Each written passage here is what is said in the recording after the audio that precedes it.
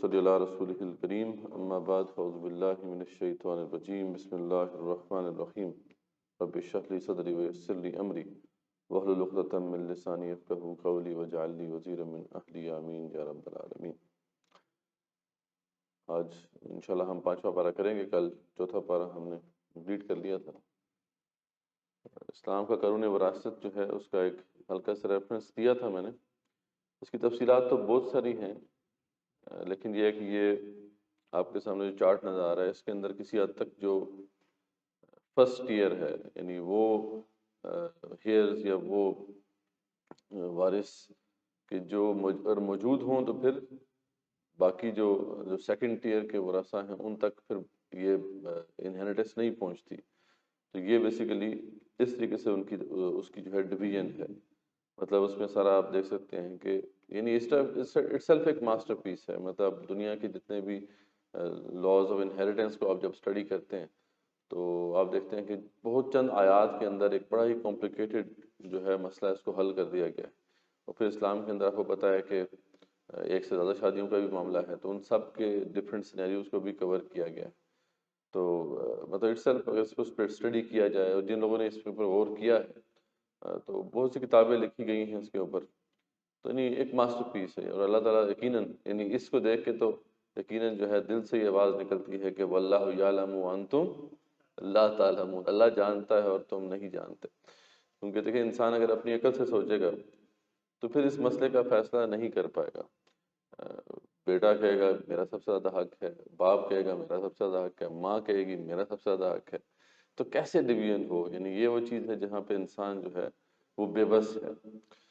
اور لیکن اللہ تعالیٰ نے جس طریقے سے اس کی ڈویژن کی ہے، اب اس پہ اگر سوچتے جائیں، اگر انسان سوچتا جائے تو پھر اس کے اندر بہت گہرائی ہے۔ پھر ہم دیکھتے ہیں کہ اس قانون کے تحت جس طریقے سے عورتوں کو ملکیت کا حق دیا گیا، یہ تاریخ انسانی میں ایک بہت بڑا لینڈ مارک تھا۔ یعنی ویسٹ کے اندر جو آپ کو پتہ ہے فیمنزم کی جو تحریک ہے اس کی کئی ویوز ہیں، اب تو 6ٹھی 7ویں ویو چل رہی ہے، لیکن جو اس کی پہلی 1-2 ویوز تھیں اس کے اندر اصل مسئلہ کیا تھا؟ اصل مسئلہ یہی تھا کہ وہاں پہ عورت کے پاس ملکیت کا حق ہی نہیں تھا، تو عورت کو فائٹ کرنا پڑی، تقریباً 1-1.5 صدی فائٹ کرنا پڑی، تب جا کے جو ہے عورت کو جو ہے یہ حق ملا۔ لیکن اسلام نے سبحان اللہ آتے ساتھ ہی جو ہے عورت کو ملکیت کا حق دے دیا اور وارث بھی بنا دیا۔ تو یعنی اس پہ بہت کچھ کہا جا سکتا ہے۔ ایک آئیڈیا دینے کے لیے میں نے آپ کے سامنے یہ چارٹ ایڈ کر دیا تھا، باقی تفصیلات تو بہت ساری ہیں جن کو دیکھا جا سکتا ہے۔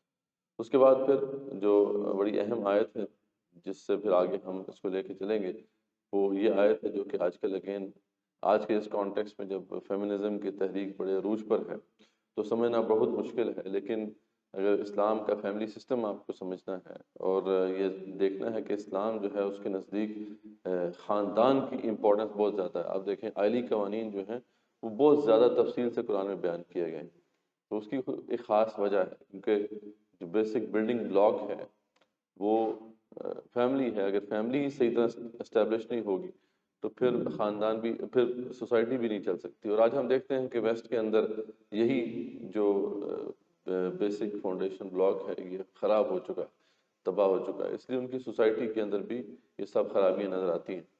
تو یہ اس کو اسٹیبلش کرنے کے لیے اللہ تعالیٰ نے یہ واضح کیا کہ الرجال قوامون علی النساء، کہ مرد عورتوں پر حاکم ہیں، بما فضل اللہ بعضهم علی بعض۔ ایک تو یہ بعض پر وہ فضیلت ہے جو اللہ تعالیٰ نے اسٹیبلش کر دی ہے۔ یعنی اگین یہاں پہ اللہ تعالیٰ پہلی بات وہی بیان کر رہے ہیں، واللہ یعلم وانتم لا تعلمون، اللہ جانتا ہے تم نہیں جانتے۔ میں نے یہ اسٹیبلش کر دیا ہے یعنی خاندان کے حد تک کہ مرد کو عورتوں کے اوپر جو ہے ایک درجہ فضیلت دی ہے، یہ اللہ تعالیٰ نے اسٹیبلش کر دی ہے۔ پھر لیکن ساتھ اس کا ایک ریشنل بھی دیا، وَبِمَا أَنفَقُوا مِنْ أَمْوَالِهِمْ، اور وہ اس لیے بھی کہ جو انہوں نے خرچ کیے ہیں اپنے مال، یعنی یہ مرد کی ذمہ داری ہے کہ وہ نان نفقہ پورا کرے، تو یہ ایک ایڈیشنل رسپانسبلٹی بھی اس کے کندھوں پر ہے، اس لیے بھی جو ہے اس کو اسٹیبلش کیا گیا۔ آج کل جو ہے خواتین اس پر کویشچن اٹھاتی ہیں کہ اب تو ہم بھی کما رہی ہیں، تو پھر وہ پہلی والی بات جو ہے پھر ذہن میں رکھنی چاہیے کہ اللہ تعالیٰ نے بعض کو بعض پہ فضیلت دے دی ہے، لیکن عورتوں کی رسپانسبلٹی نہیں ہے، رسپانسبلٹی جو ہے وہ مردوں کی ہے۔ اس لحاظ سے بھی ہاں آگے عورتوں کو کیا کرنا ہے، عورتوں کے لیے پھر یہ ساری لسٹ بیان کی گئی ہے کہ فالصالحات قانتات حافظات للغیب بما حفظ اللہ. تو بہرحال یہ چیز ہے، ٹھیک ہے. تو سب سے پہلے یہ کہ اللہ نے بعض کو بعض کو فضیلت دی ہے، اس لیے اس کی آرزو نہ کرو جو تمہیں نہیں دیا گیا. دوسرا یہ کہ آخرت کے حوالے سے کوئی فرق نہیں، یہ اللہ تعالیٰ نے واضح کر دیا کہ آخرت کے اعتبار سے عورت جو ہے اس کی اپنی کچھ رسپانسبلٹیز ہیں، مردوں کی اپنی رسپانسبلٹیز ہیں، اور دونوں جو ہیں وہ بہترین مقام حاصل کر سکتے ہیں، بلکہ عورتیں مردوں سے آگے جا سکتی ہیں اپنے جو سرکل آف ایکشن کے اندر. اگر وہ زیادہ اچھا پرفارم کریں گی مردوں سے آگے چلی جائیں گی. تو آخرت میں تو کوئی فرق نہیں ہے، لیکن دنیا کے اندر اللہ تعالیٰ نے یہ چیز رکھی ہے. پھر اللہ تعالیٰ فرماتے ہیں اللہ نے ورثہ کا حق طے کر دیا ہے رشتہ داروں میں سے، اس لیے ان کے علاوہ اگر کوئی قریبی ہیں تو تم ان سے کیا ہوا عہد پورا کر دیا کرو. یعنی اس سے پہلے تو یہ تھا نا کہ آپ کے پاس وصیت ہی تھی. اب وصیت جو ہے اس کے ذریعے سے کسی کو بھی اپنے جو بھی مال ہے اس کا وارث بنا سکتے تھے. یعنی مرنے کے بعد وصیت یہ ہوتی ہے نا کہ آپ لکھ دیتے ہیں کہ جی مرنے کے بعد اس طریقے سے ڈویژن ہوگی. تو اب جب وراثت کے قوانین آ گئے تو اب صرف 1/3 مال کے اوپر آپ جو ہے ایسا کر سکتے ہیں، باقی اللہ تعالیٰ نے طے کر دیا. یہی وہ بڑی بات جو ابھی ہم آیت پڑھ رہے تھے کہ مرد کو عورتوں پر جو ہے وہ ایک فضیلت دی گئی ہے، لیکن ذمہ داری کے اعتبار سے ہے. ایک یہ کہ فضیلت اللہ ہی نے مردوں کو دی، دوسرا یہ کہ مردوں کی ذمہ داری ہے کہ وہ عورتوں کے نانفی کی ذمہ داری نبھائیں. لیکن نیک عورتوں نے کیا کرنا ہے؟ خبردار ہیں وہ شوہروں کی. اصل کام یہ ہے جو عورتوں کا سرکل آف ایکشن ہے کہ انہوں نے وہ شوہروں کی فرما برداری کرنی ہے. یہ بہت مشکل کام ہے. ظاہر بات ہے کسی بھی اللہ کے بعد کسی انسان کی اس طرح اطاعت کرنا یہ بہت مشکل کام ہوتا ہے. یہ ہمارے لیے بھی ہے حکمرانوں کی اطاعت کرنا، ٹھیک ہے، یعنی ہم میں سے جو حاکم ہیں ان کی اطاعت کرنا اور ان کی بات ماننا یہ مشکل کام ہوتا ہے. اس لیے عورتوں کے لیے بھی یہ مشکل ہے.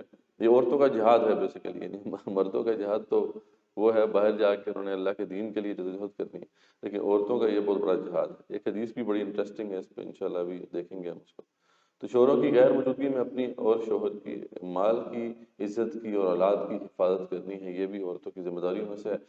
اچھا، جو عورتیں نافرمانی کریں تو اللہ تعالیٰ نے کیونکہ کوڈ طے کر دیا ہے تو اس میں مردوں کے پاس یہ حق ہے کہ انہیں نصیحت کریں. یعنی اگر وہ نافرمانی کرتی ہیں، خاوند کی نافرمانی کرتی ہیں، اللہ تعالیٰ کی نافرمانی تو علیحدہ مسئلہ ہے. خاوند کی اگر نافرمانی کرتی ہیں تو خاوند یعنی مردوں کو یہ حق حاصل، انہیں نصیحت کریں. اگر وہ نہ مانے تو بستروں کو علیحدہ کر دیں. پھر بھی نہ مانے تو مار بھی سکتے ہیں، لیکن بات مان لیں تو خواہ مارنے کی اجازت نہیں ہے، لیکن مار اتنی سخت نہیں ہونی چاہیے. اور پھر اگر خاوند بیوی میں ان بن ہو جائے تو پہلا قدم یہ اٹھایا جائے کہ دونوں کی طرف سے حکم مقرر ہو. یعنی نیکسٹ اسٹیپ پہ یہ ہونا چاہیے. انفارچونیٹلی ہمارے ہاں اس کے بارے میں شعور نہیں ہے. تھوڑی سی بات ان بن ہوتی ہے تو وہ طلاق ہو جاتی ہے. تو حالانکہ یہ بات نہیں ہے. طریقہ کار پہلے یہ سارا پروسیس یہاں پہ سمجھایا گیا. اگر آپ کو ہے مسئلہ تو ٹھیک ہے، بستر علیحدہ کر دو. پھر بھی نہیں مانتی، ایک ہلکی سی مار بھی مار سکتے ہیں. اس کے بعد بھی نہیں اگر بات بنتی تو پھر ایک حکم جو ہے وہ مرد کی طرف سے ہو جائے، ایک حکم عورت کی طرف سے ہو جائے. اور یہ دونوں حکم جو بزرگ ہوں گے ظاہر بات ہے مل کے ان معاملات کو سیٹل کرنے کی کوشش کریں. مرد بھی اپنے ساری بات جو ہے اپنے حکم کو سمجھا دے، عورت بھی اپنی بات مرد اپنے حکم کو سمجھا دے، اور اس طریقے سے دونوں مل کر بیٹھ کے اس مسئلے کا حل تلاش کرنے کی کوشش کریں. اللہ فرماتے ہیں اگر ان کی نیت صاف ہوگی تو اللہ تعالیٰ اس کا حل نکال دیں گے. تو یہ بڑا ہی اچھا ایک طریقہ کار ہے. لیکن بہرحال یہ ہمارے ہاں تو اس کا کوئی رواج ہی نہیں ہے. بس غصہ میں آئے اور بس طلاق دے دی. اس کے بعد پھر جا کے اگلی بات آتی ہے. پھر ایک طلاق آپ دیتے ہیں، پھر 3 حیض تک ویٹ کرنا ہے، پھر دوسری طلاق ہے، پھر 3 حیض تک ویٹ کرنا ہے، اور پھر اس کے بعد تیسری طلاق کا معاملہ ہے. یعنی اچھا خاصا پروسیس ہے. یعنی ایک دم یعنی اگر اس کو غور سے آپ دیکھیں گے اس کے پیچھے وزڈم آپ کو یہ نظر آئے گی کہ اللہ تعالیٰ جو ہے یہ چاہتے ہیں کہ یہ جو بیسک بلڈنگ بلاک ہے یہ محفوظ ہو، مضبوط ہو، اور اسی لیے پھر اس کے لیے سارا کوڈ بیان کیا گیا. خیر یہ جو حدیث ہے بڑی انٹرسٹنگ ہے. طبرانی میں بھی ہے، امام طبرانی نے بھی اسے کوٹ کیا، امام بہقی نے بھی اسے کوٹ کیا ہے. تو ایک دفعہ آپ صلی اللہ علیہ وسلم کی خدمت میں نا ایک عورت تھی بڑی مشہور، بہت مشہور صحابیہ ہیں، ان کا نام اسماء بنت یزید ہے رضی اللہ عنہا. تو وہ حاضر ہو کر عرض کرتی ہیں کہ یا رسول اللہ صلی اللہ علیہ وسلم میں عورتوں کی طرف سے آپ صلی اللہ علیہ وسلم کے پاس قاصد بن کے آئی ہوں، یعنی نمائندہ بن کے آئی ہوں. تو وہ عورتوں کی ڈسکشن ہوئی ہوگی کہ آپس میں، تو یہ بڑے بہت زیادہ جیسے بولڈ خاتون تھیں اس زمانے میں، تو وہ آئیں آپ صلی اللہ علیہ وسلم کے پاس. تو اللہ تعالیٰ نے جہاد کو مردوں پر تو فرض کیا ہے. اگر وہ کامیاب لوٹتے ہیں تو اجر و ثواب پاتے ہیں، اگر شہید ہو جاتے ہیں تو اللہ کے یہاں انہیں روزی دی جاتی ہے. ٹھیک ہے، یعنی مردوں کا تو یہ مرتبہ ہے. اور ہم عورتوں کا یہ حال ہے کہ ہم بس ان کی نگہداشت کرتی ہیں، ہمیں اس پر کیا اجر ملے گا، مطلب یہ تو بات کو سمجھ نہیں آ رہی ہمیں جو ہے اس طریقے سے مواقع کیوں نہیں دیے گئے. تو اس طرح آ کے نا انہوں نے اپنا کیس پٹ اپ کیا. تو آپ نے فرمایا کہ تم اپنی تمام ملاقاتی عورتوں سے جا کر بتا دو، ٹھیک ہے، جو تمہارے ملاقات میں ہے، کہ بیوی کا شوہر کی خدمت اور اطاعت کرنا اور اس کے حقوق کی رعایت کرنا اجر میں مردوں کے مساوی ہوگا. یعنی مرد جو آ کے جہاد کریں گے، اتنا بڑا بڑا کام کریں گے، عورتیں اگر یہ کام کر لیں کہ اپنے شوہر کی خدمت کریں اور اس کی اطاعت کریں اور اس کی جو بھی حقوق ہیں اس کو دیں، تو یہ جو عمل ہے یہ مردوں کا جو جہاد کا عمل ہے اس کے برابر ہوگا. لیکن ساتھ ہی بتا دیا رسول اکرم صلی اللہ علیہ وسلم نے کہ تم میں سے بہت کم عورتیں ہیں جو ایسی ہوں گی، یعنی بہت کم عورتیں ہیں جو کہ اس طریقے سے جو ہے کر پائیں گی. تو آج کل کا جو ماحول ہے بہرحال اس میں تو یہ چیز بہت ہی یعنی ناپید ہے. اب تو وہ ہے کہ مرد اطاعت کر رہے ہیں عورتوں کی، عورتیں تو خیر مشکل ہے. لیکن بہرحال اس کو سمجھنا ہے کہ یہ دین کا کیا تقاضا ہے اور اس کے پیچھے وزڈم کیا ہے. اس کے بعد آیت نمبر 36 سے 59 تک کا جو یہ پیچ ہے، اس کے اندر اہل ایمان کے لیے احکامات کا اجرا تھا، اس کا سلسلہ جاری ہے. معاشرتی اور سیاسی زندگی سے متعلق بہت اہم اصول جو ہیں وہ دیے گئے ہیں. پھر ساتھ ساتھ اہل کتاب کی جو معاصی ہیں، ان کی جو غلطیاں ہیں، ان کا ذکر کر کے سمجھایا گیا ہے اہل ایمان کو تم ایسا نہ کرو. سب سے پہلے اللہ فرماتے ہیں کہ اللہ کی بندگی اختیار کرو، اس کے ساتھ کسی کو شریک نہ ٹھہراؤ، اور والدین اور جو اقارب، یتیم، مسکین، عزیز ہمسائے، اجنبی ہمسائے، پاس بیٹھنے والے، مسافر، غلام اور کنیز، ان سب سے اچھا سلوک کرو. یعنی اسلام میں ہر کسی کے حقوق ہیں، ایون کہ ہم اگر سفر میں جا رہے ہیں، ہمارے ساتھ ایک آ کے بندہ بیٹھتا ہے تو اس کا بھی حق ہے، ٹھیک ہے، اس کے ساتھ بھی اپنے اچھے طریقے سے پیش آنا ہے. تو اسلام ظاہری بات ہے کہ حسن معاشرت سکھاتا ہے. اہل کتاب اور خصوصاً یہود کی روش تو یہ ہے کہ یہ بخل کرتے ہیں. اللہ فرماتے ہیں تم نے ایسا نہیں کرنا، دوسروں کو بھی یہ بخل کا حکم دیتے ہیں اور حق کو چھپاتے ہیں. تو یعنی اس طریقے سے تم نے نہیں کرنا. ایسے کافروں کے لیے ہم نے دردناک عذاب تیار کر رکھا ہے.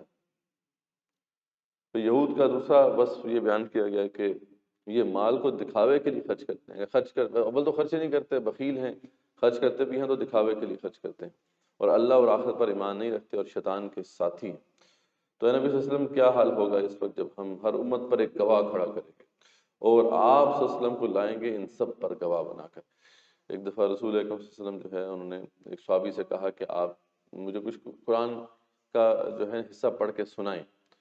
تو غالباً عبداللہ بن مسعود کا ذکر ہے رضی اللہ عنہ. تو انہوں نے سورہ نساء پڑھنا شروع کی، شروع سے آغاز سے پڑھنا شروع کی، اور جب اس آیت پر وہ پہنچے تو رسول اکرم صلی اللہ علیہ وسلم جو تھے وہ انہوں نے ان کو روک دیا. انہوں نے کہا کہ بس. جب انہوں نے آپ کے چہرہ مبارک کی طرف دیکھا تو وہ آنسوؤں سے تر تھا. یعنی یہ رسپانسبلٹی کتنی بڑی ہے، وہ جو ہم سمجھ چکے ہیں کہ اب یہ رسپانسبلٹی کس کے کندھوں پر ہے جی؟ اب یہ رسپانسبلٹی کن کے کندھوں پر؟ شہادت الناس کی یہ بات ہو رہی ہے نا کہ کیا حال ہوگا رسول اکرم صلی اللہ علیہ وسلم آپ کا جب ہر امت میں ہم ایک گواہ کھڑا کریں گے. ہر امت میں وہ گواہ کون سا ہوگا جو اس کے اوپر گواہی دے گا؟ ہے جی؟ پیغمبر، نبی، رسول جو ہوں گے اس امت کے، وہ ہر امت کے اوپر انہوں نے کھڑا ہونا ہے اور ایک گواہی دینی ہے اور خلاف گواہی دینی ہے. وہ گواہی کیا ہوگی؟ ہے جی؟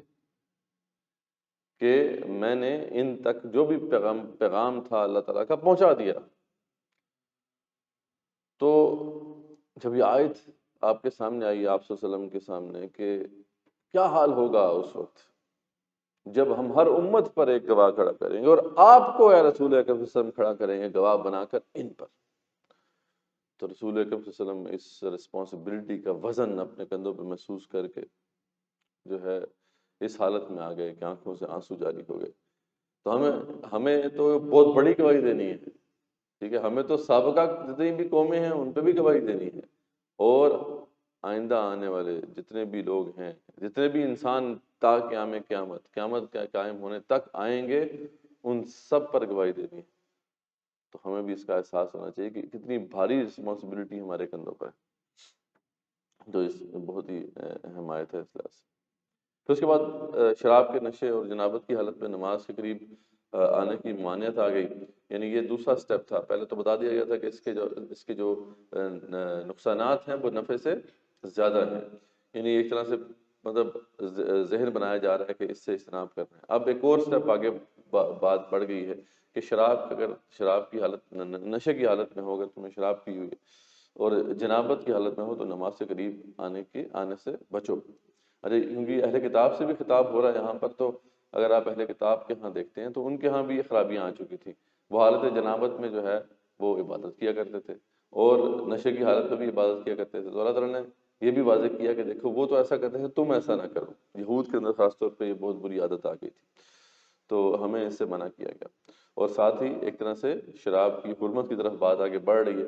ظاہر بات ہے انسان اگر نماز پڑھے گا 5 وقت تو پھر اس کو تو نشے کی حالت میں تو نماز نہیں ہوتی. تو ویسے ہی اس کا جو اگر وہ شراب کا عادی تھا تو شراب چھوٹ جائے گی. تو آہستہ آہستہ آگے بات جو ہے بڑھ رہی ہے اور آخرکار پھر وہ اس کا فیصلہ آ جائے گا کہ آگے جا کے کہ شراب حرام ہے. تو غسل تیمم کے احکامات بیان کیے گئے ہیں. پھر اہل کتاب کے بارے میں فرمایا گیا ہے کہ وہ خود بھی گمراہ ہو رہے ہیں اور تمہیں بھی سیدھی راہ سے ہٹانا چاہتے ہیں. یہ ناکام ہے. خصوصاً یہودی بات کو جو ہے مروڑتے تھے. ان کی اس بات پر گرفت کی گئی. جب رسول اکرم صلی اللہ علیہ وسلم کے پاس آتے تو کہتے کہ سمعنا و اطعنا، کہنا چاہیے تھا سمعنا و اطعنا، ہم سنتے ہیں اور آپ کی بات مانتے ہیں. لیکن سمعنا و عصینا، یعنی اب ایسے زبان کو موڑ دیتے. اب بظاہر لگتا ہے ایسے یہی کہہ رہے ہیں سمعنا و اطعنا، لیکن کہہ رہے ہوتے سمعنا و عصینا، یعنی ہم نے سنا اور آپ کی معصیت کی، ہم آپ کی بات نہیں مانتے.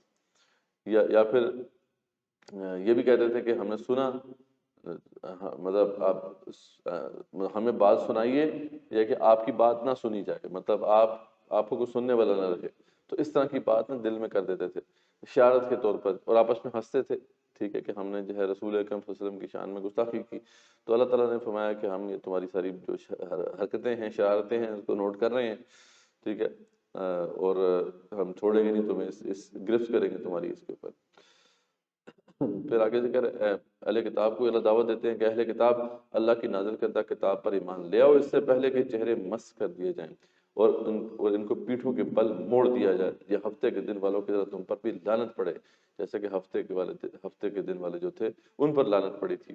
ہم نے ان کے بارے میں دیکھا تھا کہ ضمن ذکر جو ہے سورہ بقرہ میں آیا تھا. ان کا تفصیلی واقعہ جو ہے وہ آگے آئے گا سورہ اعراف کے اندر. تو اس کی تفصیل ہم وہیں پر دیکھیں گے.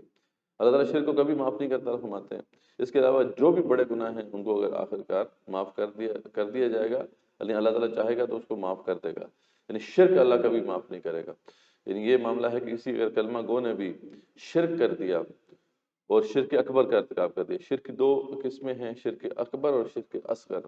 شرک اکبر جو ہے وہ یہ ہے کہ کسی کے عقیدے میں شرک آ جائے، کسی کے کانسیپٹ کے اندر شرک آ جائے. مطلب کوئی بندہ سمجھتا ہے کہ اللہ کے سوا کوئی اور بھی کوئی ہستی جو ہے اتھارٹی رکھتی ہے کسی بھی اعتبار سے. چاہے یہ جو ہم نے کل ایک مسئلہ بھی دیکھا تھا شفاعت کا، کہ شفاعت اصل میں اللہ تعالیٰ کی ہے. ٹھیک ہے، یعنی اللہ تعالیٰ نے اپنے محبوب کو کھڑا کرنا ہے صلی اللہ علیہ وسلم، لیکن یہ ہے کہ وہ ان کی عزت اور تکریم کے لیے ہے. اصل میں اللہ تعالیٰ کا یہ فیصلہ ہے. اب اللہ تعالیٰ کہ اس فیصلے کے اندر ہم کسی اور کو شریک کر لیتے ہیں. ہم کہتے ہیں نہیں، اللہ تعالیٰ بھی ہمیں بچا لیں گے جہنم سے روز محشر، اور رسول اکرم صلی اللہ علیہ وسلم بھی بچا لیں گے. تو یہ بیسیکلی ہم نے کیا کیا کہ رسول اکرم صلی اللہ علیہ وسلم کو اللہ تعالیٰ کے برابر قرار دے دیا. اسی طریقے سے اگر ہم کسی ہستی کے بارے میں کہتے ہیں کہ وہ بھی رزق میں عطا کرتا ہے اللہ کے علاوہ، تو پھر یہ بھی اس کو اس کے ہم پلہ برابر قرار دینے کے مترادف ہے، اور یہ بڑا شرک ہے. ٹھیک ہے، ایک ہوتا ہے شرک فی العمل، انسان کا عقیدہ ٹھیک ہوتا ہے لیکن عمل میں خرابی ہوتی ہے. ٹھیک ہے، یعنی انسان جو ہے تو کہتا تو یہ ہے کہ اللہ تعالیٰ سے مانگنا چاہیے، لیکن بالفعل معاملہ کیا ہوتا ہے؟ جب بھی مشکل پڑتی ہے تو وہ کس سے مانگتا ہے؟ وہ لوگوں کے سامنے ہاتھ پھیلاتا ہے، لوگوں کے پیچھے پڑا ہوتا ہے. تو اس طریقے سے جو ہے جو بھی شرک واقع ہوتا ہے اسے شرک فی العمل کہتے ہیں، اسے چھوٹا شرک بھی کہتے ہیں، شرک اصغر بھی کہتے ہیں. خیر اس کی تفصیلات بھی آگے انشاءاللہ آئیں گی. تو اللہ تعالیٰ فرماتے ہیں کہ اللہ شرک کو کبھی معاف نہیں کریں گے. اس کے علاوہ جو بھی گناہ ہیں اگر اللہ چاہیں تو ان کو معاف کر دیں گے. شرک جو ہے وہ توبہ سے معاف ہو جاتا ہے. بہرحال اگر توبہ انسان کر لے صدق دل سے تو ظاہر بات ہے وہ معاف ہو جاتا ہے، لیکن اگر توبہ نہیں کی تو اللہ تعالیٰ کبھی اسے معاف نہیں کریں گے. یہود اپنے آپ کو پاک اور نیک کہتے تھے، تو اللہ تعالیٰ نے ان کی اس بات پہ گرفت کی کہ اللہ ہی پاک کرتا ہے جسے چاہے. رہی بات ان کی تو یہ جھوٹ گھڑ رہے ہیں جو یہ بات کر رہے ہیں کہ ہم بڑے پاک صاف. یہ وہ تو کتاب کو چھوڑ کر بتوں اور جھوٹے معبودوں پر ایمان لاتے ہیں، اور یہ ناہنجار یہاں تک کہتے ہیں کہ مشرکین مسلمانوں سے زیادہ حق پر ہیں۔ یعنی یہ جب مشرکین کا معاملہ چل رہا تھا نا، مخالفت چل رہی تھی، تو یہ جا کے ان کے نا پاس جا کے کہتے تھے کہ یار ان سے تو زیادہ تم حق پر ہو، ٹھیک ہے۔ یعنی حالانکہ ان کو تو یہ کہنا چاہیے تھا کہ مسلمان زیادہ حق پر ہیں۔ اس کی وجہ یہ ہے کہ مسلمان جو ہیں وہ تو ایک آسمانی کتاب کو مان رہے تھے، وہ تو ایک پیغمبر کو مان رہے تھے، بلکہ وہ ان کے پیغمبروں کو بھی تسلیم کر رہے تھے۔ تو یہود کو تو یہی کہنا چاہیے تھا کہ مسلمان زیادہ حق پر ہیں، اگر چلو وہ یہ نہیں مانتے کہ دین حق، دین اسلام ہی دین حق ہے، کم سے کم یہ تو ان کا کہنا بنتا تھا کہ اسلام زیادہ حق پر ہے۔ لیکن انہوں نے مشرکین کو جا کے جو ہے یہ کہا کہ تم زیادہ حق پر ہو، اس سے ڈٹے رہو اپنے دین کے اوپر۔ اللہ فرماتے ہیں کہ اللہ تعالیٰ کی ان پر لعنت ہے، ان کے پاس کوئی اختیار نہیں ہے، اور اگر ہوتا تو یہ کسی کو ذرہ برابر بھی کچھ نہ دیتے۔ یعنی وہی بات ہے نا کہ یہ تو مسئلہ ان کا یہ تھا کہ حسد تھا کہ رسول اکرم صلی اللہ علیہ وسلم جو ہے وہ بنی اسماعیل میں کیوں آ گئے، ٹھیک ہے، اس لیے انہوں نے رسول اکرم صلی اللہ علیہ وسلم کو نہیں مانا۔ تو اللہ فرماتے ہیں ان کے پاس تو کوئی ان کی مرضی تو نہیں چلے گی نا، اگر ان کی مرضی ہوتی تو یہ تو کسی کو کچھ نہ دیتے۔ تو یہ تو اللہ کی عطا ہے، جس کو چاہتا ہے دیتا ہے۔ اللہ تعالیٰ نے یہ چاہا کہ بنی اسماعیل میں اللہ تعالیٰ نے شرف رکھنا ہے تو اللہ تعالیٰ نے وہاں پہ رکھ دیا۔ یہ کون ہوتے ہیں ڈکٹیٹ کرنے والے؟ تو اللہ نے ان کو اب ڈانٹا ہے۔ پھر آگے ذکر ہے کہ ہم نے آل ابراہیم علیہ السلام کو کتاب اور حکمت دی، اور ہم نے ان کو بڑی بادشاہت عطا کی۔ ہم اپنی آیات کا انکار کرنے والوں کو جہنم میں جلائیں گے، ان کی کھالیں مسلسل تبدیل ہوتی رہیں گی۔ اب یہ بڑی اعجاز قرآن کے اعتبار سے بڑی ایک اہم آیت ہے۔ یہ بھی اللہ تعالیٰ کا وعدہ تھا کہ اللہ تعالیٰ عنقریب جو ہے ایسی آیات دکھائیں گے آفاق و انفس میں کہ یہ واضح ہو جائے گا کہ یہی حق ہے۔ ویسے تو سب سے بڑی دلیل جو ہے وہ کیا ہے جی؟ اس کا معجزہ ہونا ہے، اس کی دلیل، اس کا چیلنج ہے۔ اگر تمہیں اس پہ کوئی شک ہے وَإِن كُنتُمْ فِي رَيْبٍ مِّمَّا نَزَّلْنَا عَلَىٰ عَبْدِنَا فَأْتُوا بِسُورَةٍ مِّن مِّثْلِهِ۔ لیکن اس کے علاوہ بھی بہت سے ایسے فیکٹس دریافت ہو کہ میں نے ایک کا ذکر شاید پہلے کیا تھا کہ جیسے رحم مادر میں بچے کی تخلیق کے جو مراحل ہیں، پروفیسر کیتھ مور بہت بڑے ایمبرولوجسٹ ہیں، بلکہ ان کی کتابیں جو ہیں ٹیکسٹ بک کے طور پر پڑھائی جاتی ہیں۔ ان کو ایک دفعہ ایک زمانے میں شافات کے زمانے میں جو ہے ریاض بلایا گیا تھا، اور ان کو کہا کہ آپ عربی سیکھیں اور دیکھیں ان سٹیٹمنٹس میں کیا آپ کو نظر آتا ہے۔ انہوں نے عربی سیکھی اور پھر وہ دنگ رہ گئے کہ جو قرآن مجید میں سورہ حج کے اندر اور اس طرح دیگر مقامات پہ انسان کی تخلیق کی جو سٹیجز بیان کی گئی ہیں وہ اتنی مطلب کلیئر اور واضح ہیں کہ یہ ہو نہیں سکتا کہ رسول اکرم صلی اللہ علیہ وسلم اپنے پاس سے گیس کر کے یہاں تک پہنچ جاتے۔ تو یہ کہ وہ خود انہوں نے تسلیم کیا، کائرو کانفرنس ہوئی تھی اس کے اندر، کہ مجھے اب اس پہ کوئی شک نہیں رہا کہ قرآن کا جو اوریجن ہے وہ ڈیوائن ہے، یعنی قرآن مجید جو ہے یہ واقعی کسی خدا کی طرف سے ہے، یہ کسی کوئی انسان کی بس کی بات نہیں ہے۔ تو سبحان اللہ، یعنی حق اتنا واضح ہو گیا کہ غیر مسلم جو تھے انہوں نے بھی اسے تسلیم کیا۔ اسی حوالے سے اس آیت کے کانٹیکسٹ میں بڑا انٹرسٹنگ ایک واقعہ ہے۔ یہ تھے پروفیسر ان کا نام جو ہے تگدت تجسن ہے۔ تگدت تجسن جو ہے یہ ایکسپرٹ ہیں، مطلب اسکن کے حوالے سے ایکسپرٹ تھے۔ تو یہ ریسنٹ فینومینا ہے، یعنی ریسنٹلی یہ بات ڈسکور ہوئی کہ پین جو ریسیپٹرز ہوتے ہیں وہ اسکن کے اندر ہوتے ہیں۔ پہلے جو ہے انسان یہ سوچا کرتا تھا کہ یہ پین کا سارا جو معاملہ ہے یہ مائنڈ کے یا برین کے ساتھ اس کا تعلق ہے۔ تو یہ ریسنٹ ڈسکوری ہے کہ پین جو ہم محسوس کرتے ہیں وہ اس کے جو ریسیپٹرز ہیں وہ ہمارے اسکن کے اندر ہیں۔ تو یہ کہ جب انہوں نے قرآن کی اس آیت کا خاص طور پر مطالعہ کیا کہ اللہ تعالیٰ فرماتے ہیں کہ ان کو ہم جب جہنم میں ڈالیں گے تو ان کی اسکن تبدیل ہوتی رہے گی تاکہ یہ مزہ چکھیں عذاب کا۔ تو اس بات نے ان کو اتنا متاثر کیا کہ پھر انہوں نے کلمہ شہادت پڑھا سب کے سامنے آ کے کہ یہ ہو نہیں سکتا کہ رسول اکرم صلی اللہ علیہ وسلم کو یہ انفارمیشن جو ہے اس وقت معلوم ہوتی کہ جب یہ اس کے بارے میں کوئی انسان نہیں جانتا تھا کہ واقعی اسکن کے اندر بھی ایسے ریسیپٹرز ہو سکتے ہیں۔ تو سبحان اللہ، یعنی حقیقت اب اتنی واضح ہے کہ اب غیر مسلموں نے بھی اب اس کی حقانیت کی، قرآن مجید کی حقانیت کی جو ہے ٹیسٹیمنی کی ہے، یعنی شہادت دی ہے اس کے اوپر۔ تو یہ بہت جسے کہتے ہیں نا کہ انٹرسٹنگ فینومینا ہے جو اس خاص طور پہ 50 سے 70 سالوں میں جو ہے انفولڈ ہوا، اور اس سے پھر لاکھوں لوگ مسلمان ہوئے۔ یعنی جب یہ والا اسپیکٹ سامنے آیا، کیونکہ وہ معجزے والا اسپیکٹ جو ہے اس طریقے سے اپریشیٹ کرنا ہر بندے کے بس میں نہیں تھا، لیکن یہ جو پہلو تھا کیونکہ یہ سائنس کا دور ہے تو مطلب لاکھوں لوگ اور آج بھی ان فیکٹس کی بنا پر بہت سے لوگ مسلمان ہو رہے ہیں. ڈاکٹر ذاکر نائک جیسے بھی جو لوگ ہمارے ہیں دائی، انہوں نے بھی انہی فیکٹس کو زیادہ پھر بیس بنایا اپنی دعوت کو جو ہے انہی پہ کھڑا کیا. تو یعنی اس لحاظ سے دیکھا جائے تو بہت ہی یہ اہم فینومینا ہے جو ہمارے سامنے انفولڈ ہوا. خیر، اللہ حکم دیتا ہے کہ امانتوں کو ان کے اہل کے سپرد کرو اور ہر حال میں عدل کرو. اب یہ اسلامک پولیٹیکل جو سسٹم ہے اس کے حوالے سے دو بڑے سنہری اصول جو ہیں یہاں پہ دیے جا رہے ہیں. ایک تو یہ ایک واضح اصول دے دیا ہے کہ پولیٹیکل سسٹم کا اصل خاصہ یہی ہوتا ہے کہ وہ انشور کرے کہ جو امانتیں ہیں، اور خاص طور پہ یہاں پہ جن امانتوں کا ذکر ہو رہا ہے، وہ عام امانتیں نہیں ہیں، وہ عام ٹرسٹ نہیں ہیں، بلکہ یہ وہ پوزیشنز آف رسپانسبلٹی ہے. ٹھیک ہے، تو پوزیشنز آف رسپانسبلٹی جو ہیں یہ اہل لوگوں کے پاس جائیں.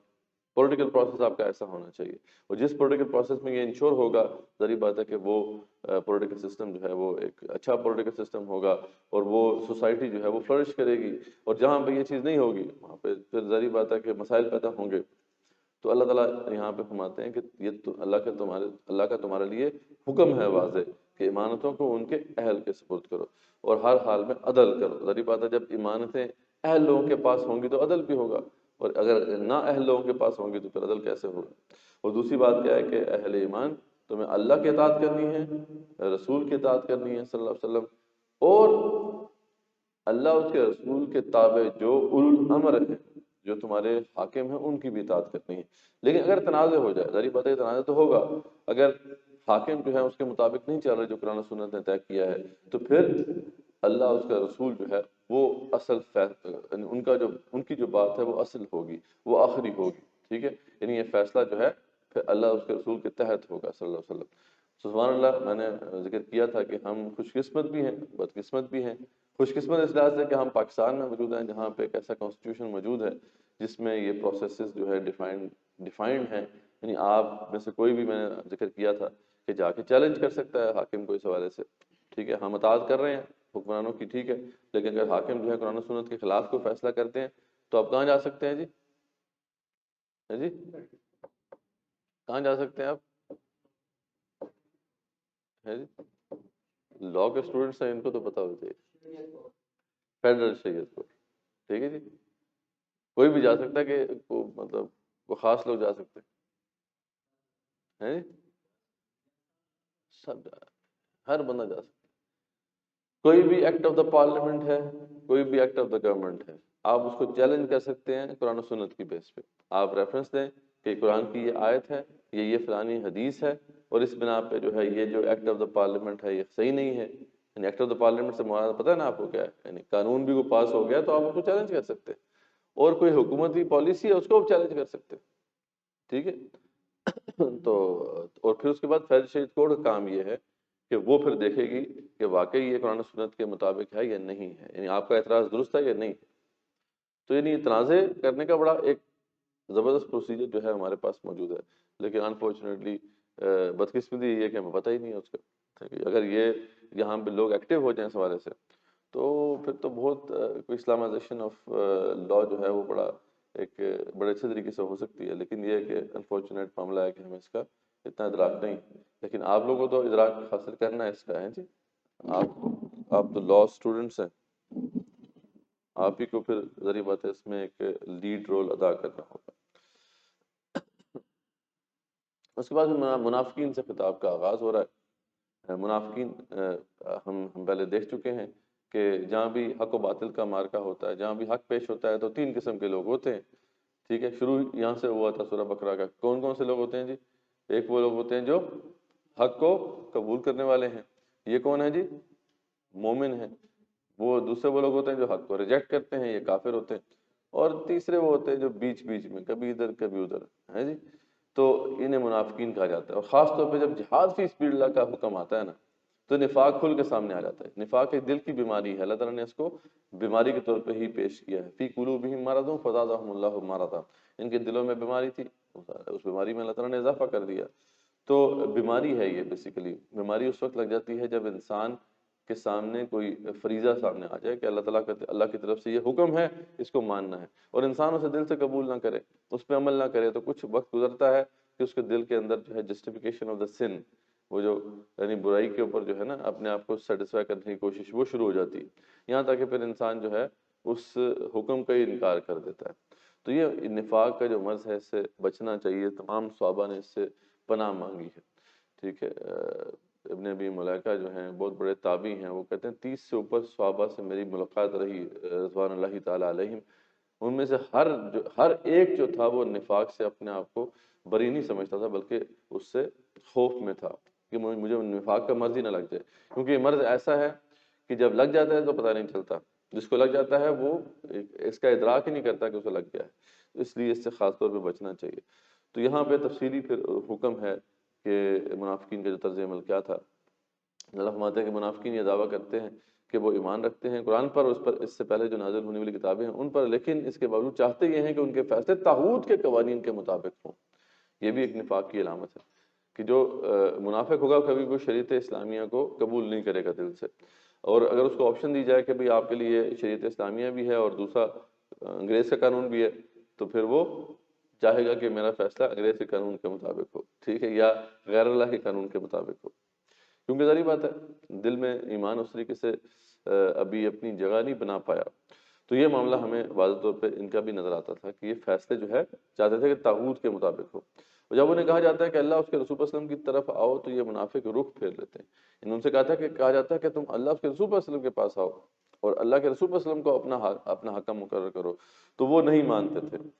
جب مصیبت پڑتی ہے تو ان پر، یہ منافقوں پر ایک مصیبت پڑتی ہے تو یہ منافقین بھاگتے ہوئے آتے ہیں آپ صلی اللہ علیہ وسلم کے پاس، یہ کہتے ہوئے کہ ہم تو محض بھلائی ہی چاہتے تھے، یہ ایسے ہی ہمارے ساتھ جاتی ہوگی، یعنی ہم تو بھلائی کا معاملہ کرنا چاہتے تھے، ہمارے ساتھ جاتی کر دی گئی ہے۔ یہ بیسیکلی اس کے کانٹیکسٹ میں ایک واقعہ ہے، اس کا ذکر ابھی ہم کرتے ہیں۔ تو اللہ فرماتا ہے یہ جھوٹ بولتے ہیں اور اللہ ان کے دل کے حالوں کو جانتا ہے، خیر آپ ان سے درگزر ہی کیجیے، انہیں اچھے قول کے ساتھ نصیحت کرتے رہیے۔ اس کے کانٹیکسٹ میں ایک واقعہ تھا، وہ واقعہ یہ تھا، وہ یہ والا واقعہ آپ نے سنا ہوگا، ویسے تو اس کی سند میں کچھ ضعف ضرور ہے لیکن بہت سے مفسرین نے اسے کوٹ کیا ہے، اور بہرحال جس کانٹیکس میں آیات نازل ہو رہی ہیں لگتا تو ایسے ہی جیسے کہ یہی واقعہ ہے، واللہ اعلم۔ بہرحال واقعہ اس طرح سے تھا کہ یہودی اور منافق کا جھگڑا ہو گیا کسی مسئلے کے اوپر، اس میں یہودی حق پر تھا، ٹھیک ہے۔ اب یہودی نے کہا کہ فیصلے کے لیے رسول اکرم صلی اللہ علیہ وسلم کے پاس چلتے ہیں، یعنی یہودی یہ کہہ رہا ہے، آپ کو پتہ ہے نا وہاں پہ مدینے کے اندر ارینجمنٹ یہ تھی کہ یہودیوں کے پاس آپشن تھا، مسلمانوں کے پاس تو کوئی آپشن نہیں تھا، مسلمانوں نے تو اپنے لیے ظاہری بات ہے فیصلہ اپنا رسول اکرم صلی اللہ علیہ وسلم سے ہی کروانا تھا، لیکن یہودیوں کے پاس آپشن تھا کہ فَإِن جَاءُوكَ فَاحْكُم بَيْنَهُمْ أَوْ أَعْرِضْ عَنْهُمْ، رسول اکرم صلی اللہ علیہ وسلم کے پاس یہ آپشن دیا گیا تھا، اگر آپ کے پاس آتے ہیں فیصلہ کرنے کے لیے تو یا تو آپ اعراض کریں یا فیصلہ کریں، تو یعنی یہودی یا تو اپنے سرداروں کے پاس چلے جائیں یا پھر رسول اکرم صلی اللہ علیہ وسلم سے اپنا فیصلہ کروا لیں۔ تو یہودی یہ انسسٹ کر رہا تھا، اب دیکھیں وہ ہے یہودی لیکن کہہ رہا ہے کہ رسول اکرم صلی اللہ علیہ وسلم سے فیصلہ کروا لیں، لیکن منافق کہتا ہے نہیں، رسول اکرم صلی اللہ علیہ وسلم سے فیصلہ نہیں کروانا بلکہ کعب بن اشرف جو کہ یہودیوں کا سردار تھا اس سے فیصلہ کرواؤ۔ تو آپ صلی اللہ علیہ وسلم نے فیصلہ جو ہے، خیر آخرکار بات ہی طے ہوئی کہ آپ صلی اللہ علیہ وسلم ہی فیصلہ کریں گے، بات بڑی اسٹریٹ فارورڈ تھی، یہودی حق پر تھا تو آپ صلی اللہ علیہ وسلم نے یہودی کے حق میں فیصلہ دے دیا۔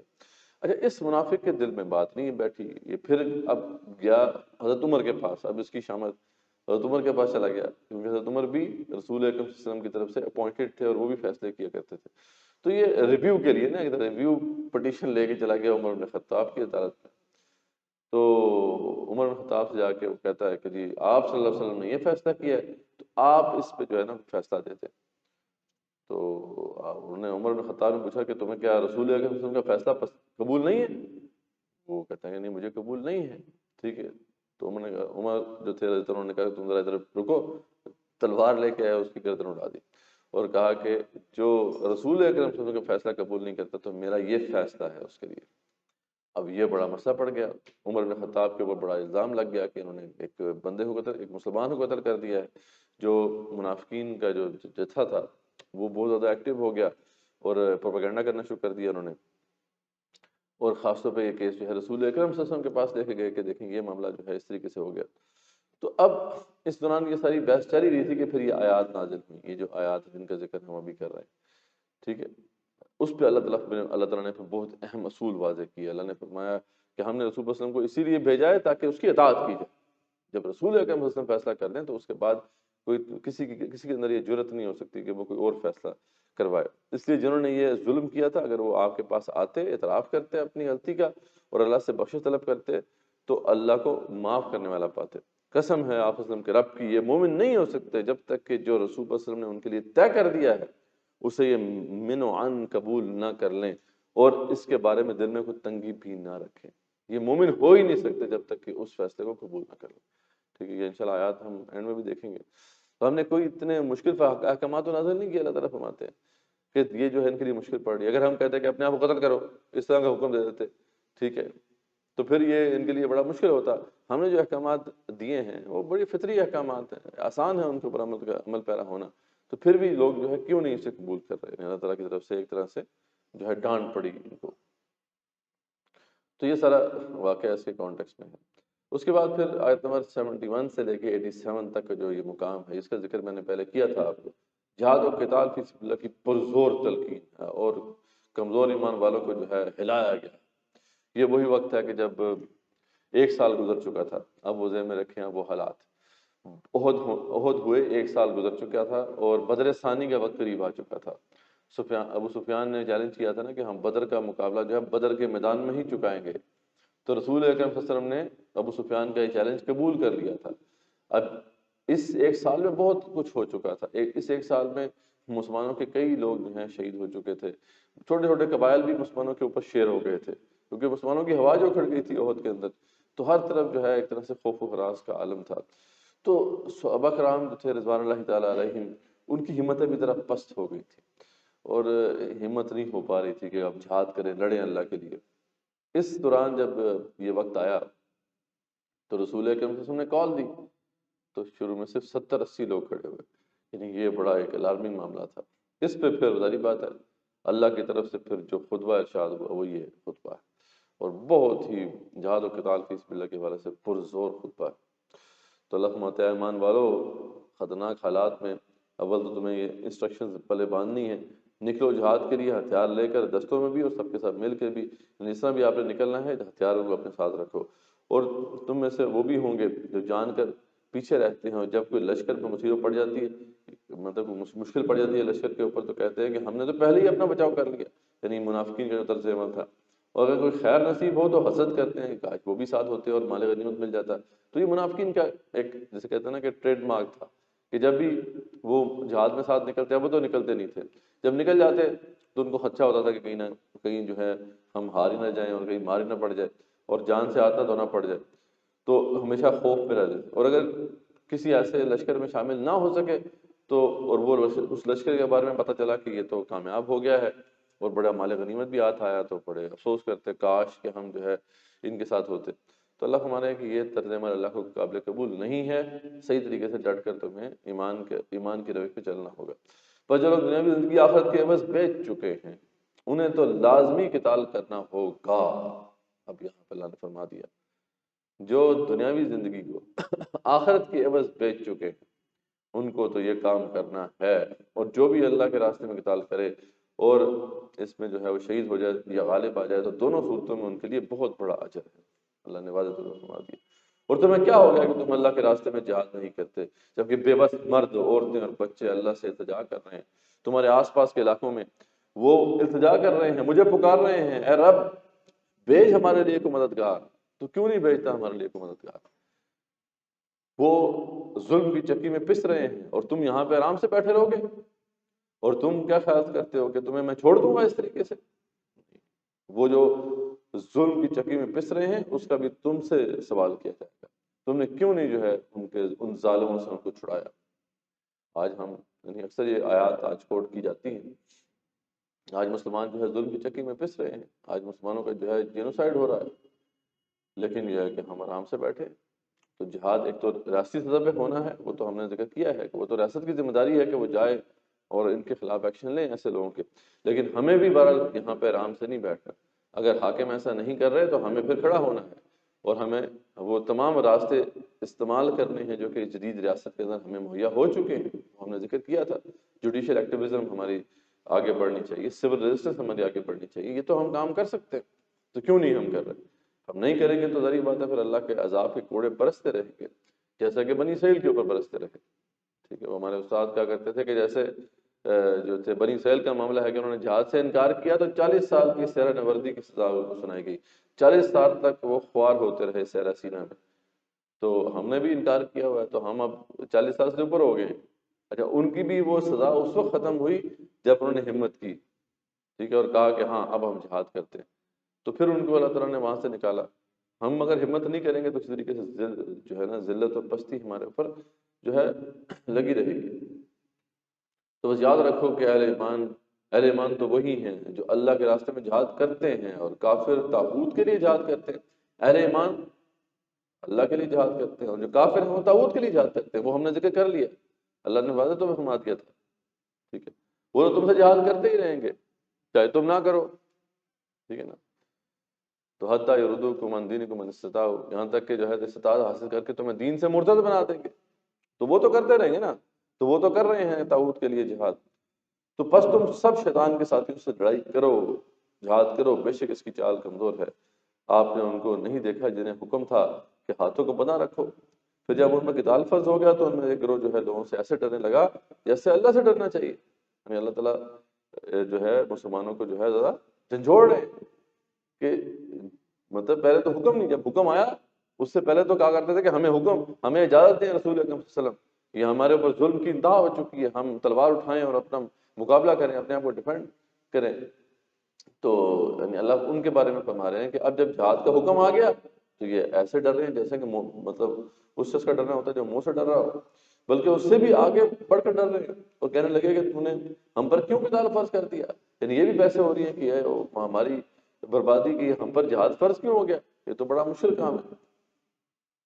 کچھ اور مولا جلی ہوتی ہے ہمیں، اللہ کا فرمان ہے کہ دنیا اور اس کا ساز و سامان قلیل ہے، اور جبکہ آخرت جو ہے متقیوں کے لیے زیادہ بہتر ہے۔ اس دنیا کے لیے تم سب کچھ کر رہے ہو نا، اس حکم سے پیچھے ہٹ رہے ہو تاکہ دنیاوی لحاظ سے کچھ بچت ہو جائے تمہاری، تو یاد رکھنا اللہ کے پاس بارہ جو ہے وہ بہت بہتر ہے متقیوں کے لیے۔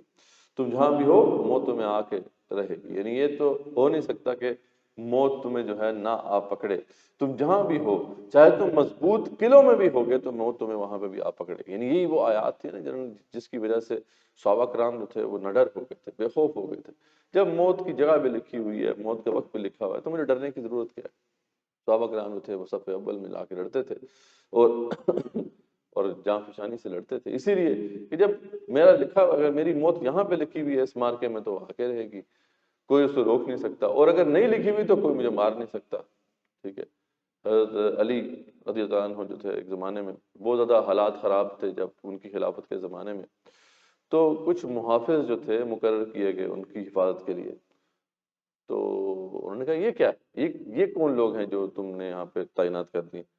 تو ان کے جو ساتھ جو خیر خواہ صحابہ تھے انہوں نے کہا آپ کی جان کو خطرہ ہے، تو انہوں نے کہا نہیں مجھے اس کی ضرورت نہیں ہے، انسان کی اجل اس کا سب سے بڑا محافظ ہے، جو ہمارا اینڈ ٹائم لکھا ہوا ہے، ٹھیک ہے، سب سے بڑی حفاظت تو وہ ہے، جب تک وہ نہیں ہے اس وقت تک مجھے کوئی نہیں مار سکتا، تو مجھے اس کی ضرورت نہیں ہے، مجھے ان گارڈز کی ضرورت نہیں، تو یہ ہے وہ والی بات۔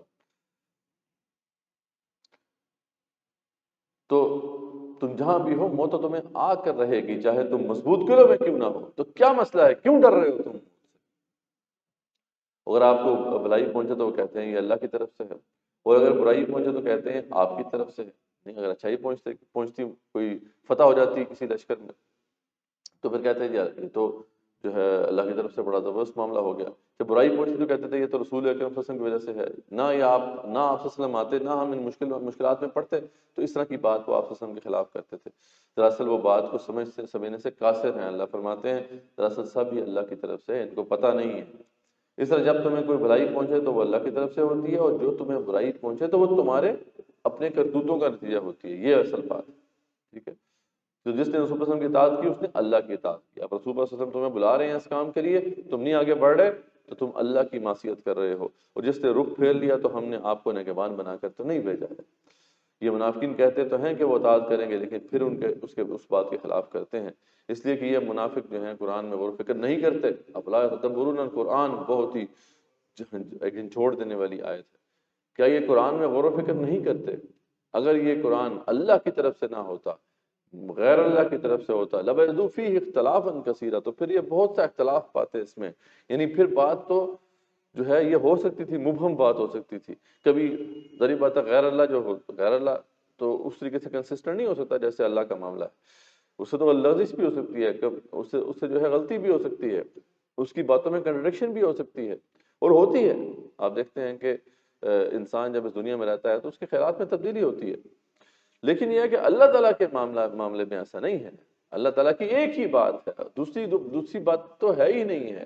اور ایک بات شروع سے یہی ہے، وہ کیا ہے کہ جہاد تم پہ فرض ہے، اس کے علاوہ تمہاری نجات نہیں ہو سکتی.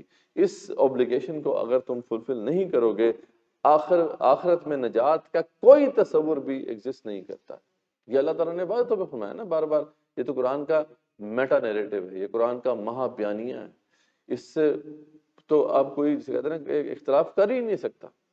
تو اللہ فرماتے ہیں کہ کیا یہ غور و فکر نہیں کرتے منافقین کہ یہ اللہ کی طرف سے کلام ہے اور اس میں ایک ہی بات بار بار دہرائی جا رہی ہے کہ یہ جہاد تم پہ فرض ہے، اس کے بغیر تمہاری نجات نہیں ہے. تو پھر کیوں نہیں سمجھتے؟ اگر یہ قرآن کسی اور کی طرف سے ہوتا تو تب اس میں اختلاف پاتے. ٹھیک ہے.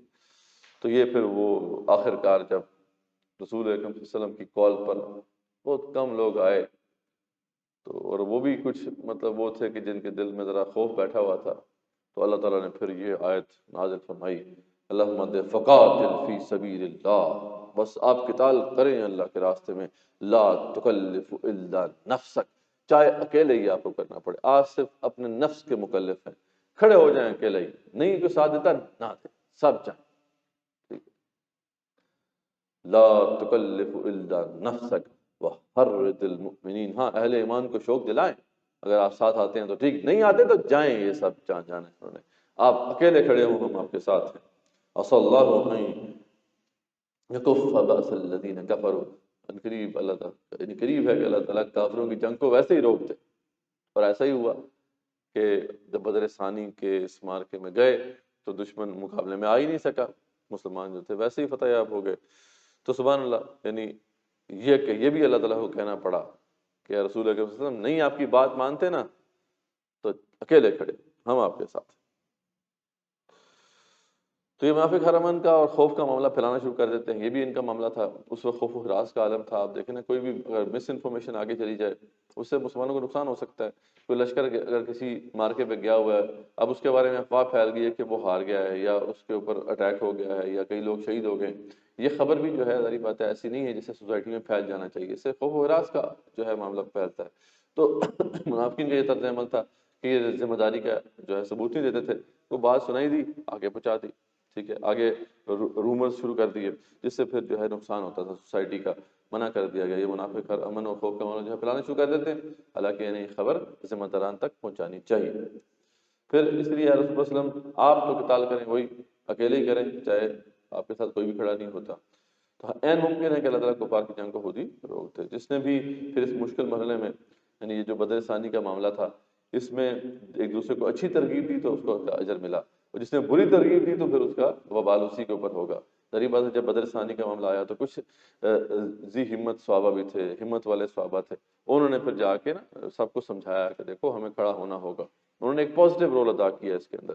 لیکن کچھ لوگ وہ تھے منافقین، انہوں نے جب سب کو خود بھی روکے دوسروں کو بھی روکا، تو اللہ نے فرمایا کہ جس نے جو بھی کام کیا اس کو اس کا اجر مل کے رہے گا. مسلمان جب منافقین کی روش سے تنگ آ گئے، اچھا اب یہاں پہ ان منافقین کے خلاف اتنی آیات نازل ہوئی تو مسلمانوں کے نا دل کے اندر ایک نفرت سی پیدا ہوگی منافقین کے حوالے سے. تو منافقین کو جن کے بارے میں بالکل واضح تھا کہ یہ منافقین ہیں، تو ان کو انہوں نے سلام کرنا چھوڑ دیا. تو یہاں دیکھیں اللہ تعالیٰ کی جو ہے نا صفت رحیمی کا ایک بڑا مظہر ہے. حالانکہ اللہ تعالیٰ کو سخت ناپسند ہے منافقین، لیکن اللہ تعالیٰ مسلمانوں سے کہتے ہیں کہ نہیں، یہ روش تمہاری اچھی نہیں ہے، سلام کرتے رہا کرو انہیں. اور ہو سکتا ہے کہ اللہ تعالیٰ جو ہے ان کو بھی معاف کر دے. ٹھیک ہے، تو یعنی اللہ تعالیٰ نے ان کے لیے بھی راستہ چھوڑا کہ توبہ کرو تو ہم تمہیں معاف کرنے کے لیے تیار ہیں. اسی میں وہ آیت بھی آتی ہے، بڑی خوبصورت آیت ہے، ما یغفر اللہ بعذابکم ان شکرتم وآمنتم. اللہ کو کیا پڑی ہے تمہیں عذاب دے؟ اللہ یہاں عذاب دینے کے لیے تھوڑی بیٹھا ہوا ہے. ٹھیک ہے، ما یغفر اللہ بعذابکم ان شکرتم وآمنتم. اگر تم شکرگزاری کے روش پہ چلو، اگر تم ایمان کے روش پہ چلو تو اللہ یہاں پہ عذاب دینے تو نہیں بیٹھا. اللہ تعالیٰ تو بخشنے کے لیے بیٹھا. اللہ کو کیا پڑی ہے تمہیں عذاب دے؟ تو اس لیے اللہ کی صفت رحیمی بھی یہاں پہ ایک طرح سے نا وہ اس کا واضح مظہر ہے کہ اللہ نے ان کے لیے بھی کہا کہ نہیں ٹھیک ہے، آپ ان کو سلام کرتے رہیں. اور ان سے تعلق قائم رکھیں. ہاں ان کو نصیحت کرتے رہیں تاکہ یہ سمجھیں. پھر آگے سورہ جو آیت نمبر 88 سے لے کے 94 تک منافقین کی مختلف قسمیں ہیں، ان کا ذکر ہے، ان سے برتاؤ کیسے کرنا ہے اس والے سے ہدایت دی گئی ہیں. قتل عمد کی سخت ممانعت کی گئی ہے، اور پھر غزوہ احد کے بعد مخصوص حالات سے متعلق پھر انسٹرکشنز دی گئی ہیں. اب یہ معاملہ بڑا مسلمانوں کے لیے مشکل تھا. جیسے میں نے ذکر کیا کہ کئی ایسے لوگ تھے جنہوں نے ہجرت نہیں کی تھی، یعنی یہ منافقین ہی تھے بیسیکلی. مومنین جتنے بھی تھے انہوں نے تو ہجرت کر لی تھی مدینے کی طرف، لیکن یہ مختلف علاقوں میں پائے جاتے تھے. اب ان میں سے کچھ تو ایسے منافقین تھے جو باقاعدہ کفار کے ساتھ مل کے لڑائی کر رہے تھے، مطلب مسلمانوں کے خلاف لڑائی ہے، مسلمان کلمہ گو ہے لیکن کافروں کا ساتھ دے رہے ہیں. ٹھیک ہے، تو ان کے بارے میں تو کلیئر بتا دیا گیا کہ ان کے ساتھ تو ویسا ہی سلوک کرو جیسے کافروں کے ساتھ سلوک کرنا ہوتا ہے. ان کو تم بے شک قتل بھی کر دو گے تو کوئی مسئلہ نہیں. ہاں لیکن مسئلہ ان کا تھا کہ ایسے منافقین جو اب کلمہ گو ہیں لیکن ان علاقوں میں ہیں، ابھی تک انہوں نے ہجرت نہیں کی ہے، اب ان سے جب لڑائی ہوتی ہے تو پھر کیا معاملہ کیا جائے. تو یہ سارا جو ہے ساری تفصیلات یہاں پہ بیان کر دی گئی. اللہ فرماتے ہیں منافقین جو دشمن کفار سے ملے ہوئے ہیں تو ان کے ساتھ وہی معاملہ کیا جائے گا جو ان کفار کا ہے، یعنی انہیں کفار کے ساتھ لڑائی کے دوران قتل کیا جا سکتا ہے. یہ منافقین جو کسی حلیف قبیلے کے علاقے میں موجود ہے، ٹھیک ہے، یعنی مسلمانوں کا کوئی دوست قبیلہ ہے، ٹھیک ہے تو کافر قبیلہ لیکن مسلمانوں کے ساتھ ان کا ایک کانٹریکٹ ہوا ہوا ہے. اگر کوئی منافق وہاں پہ پایا جاتا ہے تو اس کے ساتھ کیا کرنا ہے، تو یہاں پہ اللہ نے منع کر دیا، ان کو قتل نہیں کیا جا سکتا. ٹھیک ہے، ایسے منافقین کو قتل نہیں کیا جا سکتا. تو منافقین جو ہیں تو دشمن قبیلے کے علاقے میں لیکن ان کے ساتھ مل کر مسلمانوں سے لڑائی نہیں کرتے. یعنی ایک تو ہے کہ ایسے منافقین جو ایسے قبیلے کے علاقے میں رہتے ہیں جو کہ مسلمانوں کا دشمن قبیلہ ہے، تو ان سے بھی آپ لڑائی کر سکتے ہیں. ٹھیک ہے، ان کو قتل بھی کیا جا سکتا ہے، لیکن اگر وہ ان کے ساتھ جو ہے مل کے مسلمانوں سے لڑائی نہیں کرتے، ٹھیک ہے، یعنی دشمن قبیلہ تو ہے لیکن ان کے ساتھ ان کا کوئی ایگریمنٹ ایسا ہے کہ وہ ان کے ساتھ مل کے مسلمانوں پر اٹیک نہیں کرتے، تو ان کو بھی قتل نہیں کیا جا سکتا. پھر آگے منافقین جن کو مسلمان غلطی سے مار دیں. اچھا، اب ایسی حالت میں اگر کوئی منافق کو مسلمان جو تھا کلمہ کو غلطی سے مارا گیا تو کیا کرنا ہے؟ کیونکہ وہ مسلمان تھے اس لیے ان کا معاملہ جو ہے قتل خطا کے حکم میں آئے گا. ٹھیک ہے، کیونکہ مسلمان تھے تو اس لیے ان کا معاملہ قتل خطا کے حکم میں آئے گا. اور جس کے تحت ایک تو حق اللہ کا ہے اور ایک مخلوق کا ہے. اللہ کا حق کیا ہے کہ ایک غلام آزاد کرنا ہے، یا اگر اس کی استطاعت نہیں ہے تو 2 مہینے کے لگاتار روزے رکھنے. قتل خطا کا یہ معاملہ ہے، اس کا یہ ایک طرح سے اللہ کا حق جو ہے وہ ادا ہو جائے گا. اور مقتول کے ورثہ کا جو حق ہے وہ تو خون بہا ہے، یعنی جو اس کا آپ نے دینا ہے خون بہا، تو وہ دیت جسے کہتے ہیں یہ آپ اس کو دیں گے، اللہ یہ کہ وہ خود معاف کر دیں. ٹھیک ہے، لیکن اگر جو یہ منافق تھا یہ دشمن قوم کے قبیلے کے پاس تھا اور وہاں مارا گیا تو پھر اللہ کا تو حق ادا کرنا ہے. ٹھیک ہے، اللہ کا حق یہ ہے کہ غلام آزاد کرنا ہے یا 2 ماہ کے روزے رکھنے ہیں، لیکن مخلوق کا حق جو ہے وہ نہیں دینا، یعنی خون بہا نہیں دینا. اس کی وجہ یہی ہے نا کہ وہ غیر مسلم قبیلہ ہے، دشمن قبیلہ ہے، یہ پیسے اس کے پاس جائیں گے تو وہ پھر استعمال کریں گے مسلمانوں کے خلاف. تو یہ ساری انسٹرکشن بتا دی گئی. منافق جو حلیف قبیلے کے علاقے میں تھا اور مارا گیا تو اس کے عوض غلام آزاد کرنا اور مقتول کے ورثہ کو خون بہا دینا دونوں لاگو ہوں گے. تو بہرحال یہ ایک پورا بتا دیا گیا کیونکہ اس وقت کے مخصوص حالات میں مسلمانوں کو پے در پے جو ہے اس طرح کے معاملات کا سامنا کرنا پڑتا تھا. اللہ تعالیٰ نے واضح سمجھا دیا کیسے ان کے ساتھ ڈیل کرنا ہے. اس کے بعد پھر جہاد فی سبیل اللہ کے حوالے سے ایک بڑا مغالطہ جو ہے پیدا ہوتا ہے، اس کو کریکٹ کیا گیا ہے. یعنی یہاں پہ اللہ تعالیٰ فرماتے ہیں کہ جہاد کرنے والے اور بیٹھے رہنے والے دونوں برابر نہیں ہیں. مجاہدین کو اللہ تعالیٰ نے بہت فضیلت عطا کی ہے ان لوگوں پر کہ جو بیٹھے رہتے ہیں، لیکن دونوں سے اچھا وعدہ ہے. وَكُلٌّ وَعَدَ اللَّهُ الْحُسْنَىٰ، اللہ کا فرماتے ہیں دونوں سے اچھا وعدہ ہے. اب اس سے بعض اوقات جو ہے لوگوں نے پھر یہ نکالا کہ دیکھیں جی جہاد کو اتنا ضروری نہیں ہے، لیکن اب یہ ہم دیکھیں نا سورہ بقرہ سے ہم اسے پڑھ رہے ہیں، سورہ آل عمران میں بھی آپ نے دیکھا، سورہ نساء میں کتنی واضح آیات ہیں اور اللہ تعالیٰ نے واضح تو ہمیں بتا دیا ہے کہ دیکھو اس کے بغیر نجات نہیں ہے. تو یہ کیسے ہو سکتا ہے کہ اللہ تعالیٰ اپنی بات کے خلاف کرتے ہیں؟ اللہ تعالیٰ کنٹرڈکشنز کے اوپر تو نہیں چلتے نا. یہ بیسیکلی یہاں پہ جس کانٹیکس میں بات ہو رہی تھی وہ یہ تھی کہ جب آیات اتنی سخت نازل ہوئی جہاد فی سبیل اللہ کی تو کچھ صحابہ میں وہ لوگ تھے رضوان اللہ تعالیٰ علیہم جو بدر میں نہیں جا سکے تھے. ان کو بہت مسئلہ تھا. وہ اب یہ سوچ رہے تھے کہ ہمارا کیا بنے گا، ہماری تو نجات ہی نہیں ہوگی. احد کے بعد تو ہم نے سب جہاد میں شرکت کی، جتنے بھی مارکے تھے ان میں شرکت کی، لیکن بدر میں نہیں ہم جا سکے تھے. کیونکہ بدر کا معاملہ پتہ ہے نا آپ کو کیا تھا کہ بدر کے اندر باقاعدہ جو ہے اعلان نہیں ہوا تھا، کیونکہ اٹیک کرنا تھا ایک تجارتی قافلے کے اوپر، وہاں پہ 60-70 کے قریب محافظ تھے. تو اب 60-70 سے اگر مقابلہ کرنا ہے تو 300 کے قریب جو لوگ ہو گئے تھے کافی تھے، مطلب اس سے زیادہ تو نہیں چاہیے تھے.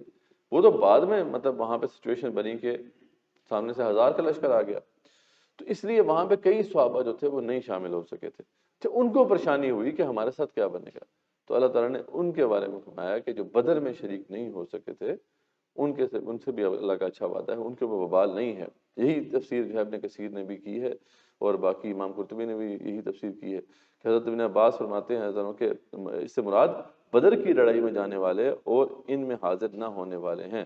غزوہ بدر کے موقع پر آپ صلی اللہ علیہ وسلم، غزوہ بدر کے موقع پر حضرت عبداللہ بن جیش اور حضرت عبداللہ بن ام مکتوم جیسے صحابہ تھے رضوان اللہ تعالیٰ علیہم کے، وہ کہتے تھے کہ رسول صلی اللہ علیہ وسلم سے کہنے لگے کہ ہم دونوں نابینا ہیں، کیا ہمیں رخصت ہے؟ تو انہیں آیت قرآنی میں رخصت دی گئی، یعنی وہ نابینا تھے تب بھی ان کو کنسرن تھا کہ پتہ نہیں ہمارا کیا بنے گا۔ اتنی آوازیں آیات آئی ہیں، ہم نے تو جب اللہ کہہ رہے ہیں کہ جو آخرت کو دنیا کو آخرت کے بس بیچ چکے ہیں، وہ تو ان کو تو قتال کرنا ہے، یہ لوگ تو اب بڑے پریشان ہو گئے نا کہ ہم تو چاہتے ہیں کہ آخرت میں کامیاب ہوں، تو ہم بدر میں شریک نہیں ہو سکے تھے۔ تو یہ اس کانٹیکس میں پھر یہ آیت ہے جس کی وجہ سے جس حوالے سے لوگ جو ہیں ایک غلط نظریہ پیش کرنے کی کوشش کرتے ہیں۔ اس طرح امام قرطبی نے بھی یہی تفسیر کی ہے کہ یہ جو ہے بیسیکلی بدر کے اندر جو شریک نہیں ہو سکے تھے ان کے لیے۔ اس کے بعد پھر مخصوص حالات ہیں جن میں اللہ تعالیٰ نے واضح کیا کہ کیسے تم نے رہنا ہے۔ صلاۃ القصر کا ذکر ہو گیا، پہلے جو تھا یہ صرف خوف کی حالت میں جائز تھا، بعد میں اللہ کے رسول صلی اللہ علیہ وسلم نے مستقل قرار دے دیا کہ سفر میں بھی اگر آپ جاتے ہیں تو نماز کو چھوٹا کریں، ٹھیک ہے، یا آپ جانتے ہیں کہ مطلب فرض ہیں 4 ہیں تو 2 پڑھنے ہوں گے، ٹھیک ہے، اس طریقے سے صرف فجر کی سنتیں جو ہیں وہ آپ نے پڑھنی ہیں، باقی سنتیں کوئی نہیں ہیں، بس آپ 2 فرض پڑھتے ہیں، ٹھیک ہے، عشاء کے لیے بس 2 فرض آپ نے پڑھے اور 7 وتر آپ نے پڑھ لیے، تو اس طرح آپ چھوٹی یعنی کثرت سے مراد یہ ہے کہ مختصر کرنا، تو یہ مخصوص ان حالات میں نماز کو چھوٹا کرنے کا بھی فیصلہ ہو گیا۔ اس کے بعد صلاۃ الخوف کا ذکر ہے کہ اگر دشمن جو ہے وہ سامنے ہے، آپ معرکے کے دوران ہیں تو کیسے نماز پڑھیں، نماز وہاں بھی نہیں چھوڑ سکتے، تو وہاں طریقہ بتایا گیا کہ ایسا کرو کہ تم جو ہے ایک گروہ جو ہے پہرا دے، دوسرا گروہ نماز پڑھے، یعنی امام جو ہے وہ تو 2 رکعت نماز پڑھائے، لیکن 1 رکعت جو ہے وہ پہلے ایک فیکشن جو ہے وہ آ کے پڑھ لے اور دوسرا جو ہے اس طریقے سے اپنے مورچوں پہ مطلب کھڑا رہے تاکہ دشمن جو ہے وہ اٹیک نہ کر پائے۔ جب یہ نماز 1 رکعت پوری کر لیں تو یہ جو نماز جنہوں نے پوری کی 1 رکعت، یہ جائیں اور جا کر جو ہے پہرا دیں، اور دوسرے جو لوگ ہیں وہ اب آ کے نماز پڑھیں 1 رکعت، تو اس طرح جو ہے سب جو بھی مجاہدین ہیں ان کی 1 رکعت ہو جائے گی اور امام کی 2 ہو جائیں گی۔ پر اس کے اور بھی کئی صورتیں جو ہیں بیان کی گئی ہیں، لیکن یہ بتا دیا گیا کہ اس طریقے سے آپ نے دشمن کو موقع نہیں دینا کہ سارے نماز پڑھنا شروع کر دیں اور وہ اٹیک کرتے ہیں۔ دشمن کا پیچھا کرنے میں کمزوری نہ دکھاؤ، اللہ فرماتے ہیں اگر تم نے دکھ جھیلا ہے تو انہوں نے بھی تو دکھ جھیلا ہے، تو جبکہ تم اللہ سے اجر کی امید بھی رکھتے ہو اور وہ کوئی امید نہیں رکھتے، یہ بڑی خوبصورت بات ہے، بڑی گہری بات ہے۔ اللہ تعالیٰ فرماتے ہیں کہ دیکھو وہ بھی تو دکھ جھیلتے ہیں نا، ولا تہنوا في ابتغاء القوم ان تكونوا تعلمون فانهم يعلمون كما تعلمون، تو وترجون من الله ما لا يرجون، کہ دیکھو وہ بھی تو مشکلیں جھیلتے ہیں۔ اب اگر اللہ کے دین کے لیے اسٹرگل کرتے ہیں اور ذریعہ پتہ سیکریفائسز کرنے ہوں گے نا، اللہ کے دین کے لیے کچھ محنت کرنی ہوگی، کچھ قربانی دینی ہوگی، تو دیکھو دشمن بھی تو کرتا ہے، ایک کمیونسٹ بھی تو اپنے نظریے کے لیے کتنی قربانیاں دیتا ہے، ایک لبرل جو ہے وہ بھی کتنی قربانیاں دیتا ہے، حالانکہ ان کو کوئی امید نہیں ہے، یعنی اللہ فرماتے ہیں آخرت میں تو انہیں کوئی امید نہیں ہے نا، وہ دنیاوی لحاظ سے بس اسٹرگل کر رہے ہیں، لیکن پھر بھی اتنی زیادہ جو ہے وہ قربانیاں دیتے ہیں، اور تمہیں تو ان سے بڑھ کے قربانی دینی چاہیے کہ تمہیں تو یہ کنفرمیشن میں دے رہا ہوں کہ دنیا میں کامیابی ہوتی ہے یا نہیں ہوتی، آخرت میں تو تمہیں جو ہے ضرور اس کا اجر ملے گا۔ تو اللہ فرماتے ہیں کہ وہ تو وَتَرْجُونَ مِنَ اللَّهِ مَا لَا يَرْجُونَ، ٹھیک ہے، تو تم تو جو اللہ سے امید رکھتے ہو وہ تو امید رکھتے بھی نہیں ہیں، تبھی وہ اسٹرگل کرتے ہیں، تو تمہیں تو بڑھ کے جو ہے اسٹرگل کرنی چاہیے۔ اس طریقے سے ایک واقعہ اس دوران ایک کانٹیکس میں ہوا، اس میں بھی آپ وسلم کو جو ہے سمجھایا گیا کہ آپ ان کی باتوں میں نہ آئیں۔ یہ بیسیکلی بنی ظفر ایک قبیلہ تھا، اس کا ایک شخص بشیر بن ابیرک تھا، جس نے زرہ چوری کر کے پکڑے جانے کے خوف سے نا کہ یہودی کے گھر پھینک دی، ہے تو وہ بھی منافق تھا، زرہ چوری کی، اب پتہ لگا کہ پکڑا جائے گا تو اس نے نا یہودی کے گھر پھینک دی۔ اب بنی ابیرک کے لوگ جو تھے وہ زبان کے بڑے تیز تھے، اور قریب تھا کہ آپ وسلم ان کی باتوں میں آ کر یہودی کو سزا دے دیتے، یعنی آپ وسلم ان کی باتوں میں آ کے تھے، تو مسلمانوں کو اس واقعے کے تناظر میں عدل کی تلقین کی گئی ہے کہ جو مرضی ہو جائے، بے شک تمہارے اپنے بھائی کیوں نہ ہو سامنے کھڑے ہوئے، تم نے پھر بھی عدل کرنا ہے۔ اور یہاں پہ عدل کا تقاضا تو یہی تھا کہ یہودی کو بری کیا جاتا اور اس شخص کو جو ہے سزا دی جاتی، لیکن اس کی یہ باتوں میں بہت تیز تھے، ان کے وکیل بڑے زبردست تھے، ٹھیک ہے جی، تو بڑے زبردست دلائل دیتے تھے، تو اس وجہ سے آپ صلی اللہ علیہ وسلم بھی جو ہے قریب تھا کہ ان کے خلاف، یہودی کے خلاف فیصلہ دے دیتے، لیکن اللہ تعالیٰ نے انٹروین کیا اور آپ صلی اللہ علیہ وسلم کو اس سے کریکٹ کر دیا۔ تو اللہ فرماتے ہیں منافقین کی آپس میں رسول صلی اللہ علیہ وسلم سے حقائق چھپانے اور اپنے ساتھی کو بچوانے کے لیے خفیہ جو سازشیں کرنا ہے اور خسر پھسر کرنا ہے، اللہ تعالیٰ فرماتے ہیں کہ ہم دیکھ رہے ہیں، اور اس روش کی جو ہے سخت ممانعت کی اللہ تعالیٰ نے۔ جو سبیل المؤمنین سے ہٹ کر چلے اسے اللہ وہیں پھیر دیتا ہے جہاں وہ مڑتا ہے، اور اس کا ٹھکانہ پھر جہنم ہو جاتا ہے۔ یہ اجماع کے اوپر دلیل بھی ہے، ٹھیک ہے، کہ سبیل المؤمنین یعنی مسلمان جو ہیں ان کے جو اہل علم ہیں وہ کبھی بھی غلط راستہ قبول نہیں کریں گے، وہ مل کے جو ہے جس بات پر متفق ہوں گے وہ بھی درست ہی راستہ ہوگا۔ تو یہ اجماع امت کی ایک دلیل بھی بنتی ہے یہ آیت۔ تو بتایا گیا ہے کہ اس راستے پہ ہی چلنا چاہیے۔ اس کے بعد سورہ نساء کے اندر ایک بڑا خوبصورت سٹرکچر ہے، یہ بڑا یونیک سٹرکچر ہے سورہ نساء کا، کہ اس کے اندر جتنے بھی چیپٹرز مطلب آئے نا، ملٹیپل چیپٹرز کور ہوئے ہیں اس کے اندر، ان سب کے نا پھر اینڈ میں کنکلوژنز آئے ہیں، ایک کر کے نا سب کو اللہ تعالیٰ کنکلوڈ کرتے گئے ہیں۔ تو جیسے ہم دیکھتے ہیں کہ یتیموں کے حقوق سے متعلق خطاب جو ہے اس کا اختتام ہوا بڑے بڑے خوبصورت طریقے سے، جامع انداز میں۔ پھر میاں بیوی کے درمیان جو صلح کے حوالے سے خطاب کا اختتام ہوا وہ بڑا انٹرسٹنگ ہے۔ یعنی پہلے اللہ تعالیٰ نے بتا دیا تھا نا کہ اگر تمہیں عورت کی نافرمانی کا خدشہ ہو تو کیا کرو، ہاں جی، تم ان کو جو ہے نصیحت کرو، نہیں مانتی تو پھر بستر علیحدہ کرو، نہیں مانتی تو پھر مار بھی سکتے ہو، پھر بھی نہیں مانتی تو پھر آگے حکم مقرر کرنے۔ لیکن اس میں عورت سائڈ کی بات رہ گئی تھی کہ عورت کیا کرے اس سچویشن میں اگر مرد جو ہے اس کے ساتھ زیادتی کر رہا ہے۔ تو بڑی خوبصورت انسٹرکشن ہے، اللہ فرما رہے ہیں یہاں پر اگر خاوند وقت نہیں دے رہا، زیادتی کر رہا ہے، تو عورت کو یہ ہدایت اللہ دے رہے ہیں کہ بہتر ہے کہ عورت اپنا حق چھوڑ دے تاکہ صلح کر لے، تھوڑا بہت ٹھیک ہے اپنا حق چھوڑ دو، ٹھیک ہے۔ پہلے تو زیادہ مسائل جو تھے وہ ملٹیپل وائفس کے ساتھ ہوتے تھے، ٹھیک ہے، تو ایک بیوی کے ساتھ اتنے زیادہ مسائل نہیں تھے، وہ دوسری بیوی کا مسئلہ یہ ہوتا تھا کہ دونوں میں سے کس کو ٹائم زیادہ ملا کس کو کم ملا۔ تو عورت جس کو ٹائم کم مل رہا ہے یا جس کا یہ خدشہ ہے کہ اس کے ساتھ ظلم ہو رہا ہے، تو اللہ تعالیٰ فرما رہے ہیں کہ تم اپنا حق چھوڑ ہی دو، صلح ہی کر لو، وصلح خیر، اللہ کہتے ہیں صلح میں بہتری ہے۔ اللہ جانتے ہیں نا کہ دیکھو اس کے لیے مشکل ہو جائے گا، اگر یہ نکاح کی عقد سے نکلتی ہے بھائی تو اس کے لیے پھر مشکل ہے، بہتر ہے کہ نکاح میں ہی رہے، تو اپنا حق کو چھوڑ دے تو کیا ہے، اس میں کوئی مذائقہ نہیں ہے۔ صلح میں بہرحال بہتری ہے، ہر نفس میں جی کی لالچ بھر دی گئی ہے۔ اللہ فرماتے ہیں کہ ہر نفس کے اندر جی کی لالچ بھر دی گئی ہے، اگر ایک ہمارا خامند ہے اگر دوسری بیوی کی طرف مائل ہے تو یہ دل میں اس کی دل کی بات ہے جس کے اوپر وہ بھی کنٹرول نہیں رکھتا، اور بیویوں کے ساتھ عدل کرتے رہو۔ اللہ فرماتے ہیں ایک کو بالکل ہی لٹکا ہوا نہ چھوڑ دو۔ یہ بات اللہ نے واضح فرما دی کہ تم جتنا بھی کوشش کر لو تم عدل نہیں کر پاؤ گے، لیکن ایسا نہ کرو کہ ایک کو بالکل لٹکا ہوا چھوڑ دو، ٹھیک ہے۔ تو یہ معاملہ پھر آگے مشرکین سے خطاب کا اختتام ہم دیکھتے ہیں کہ وہ ہوتا ہے اللہ تعالیٰ شرک کو کبھی معاف نہیں فرماتا۔ اللہ نے یہاں پہ دوبارہ واضح کیا مشرکین دراصل چند زنانہ ناموں اور شیاطین کو ہی جو ہے اپنا معبود بنا کر پکارتے ہیں، اور یہ شیطان کا تو عہد تھا، اس نے تو پہلے سے کہا تھا کہ وہ انسانوں کو گمراہ کرتا رہے گا، وہ جھوٹی امیدیں دلاتا رہے گا اور طرح طرح کے توہمات اور باطل رسومات میں لگائے گا، اللہ کی تخلیق میں تغیر کرائے گا۔ یہ بہت زیادہ اہم مسئلہ ہے کہ اس نے کہا تھا بلا آمرن، یعنی وہ میں ان کو حکم دوں گا ان انسانوں کو کہ یہ فلیغیرن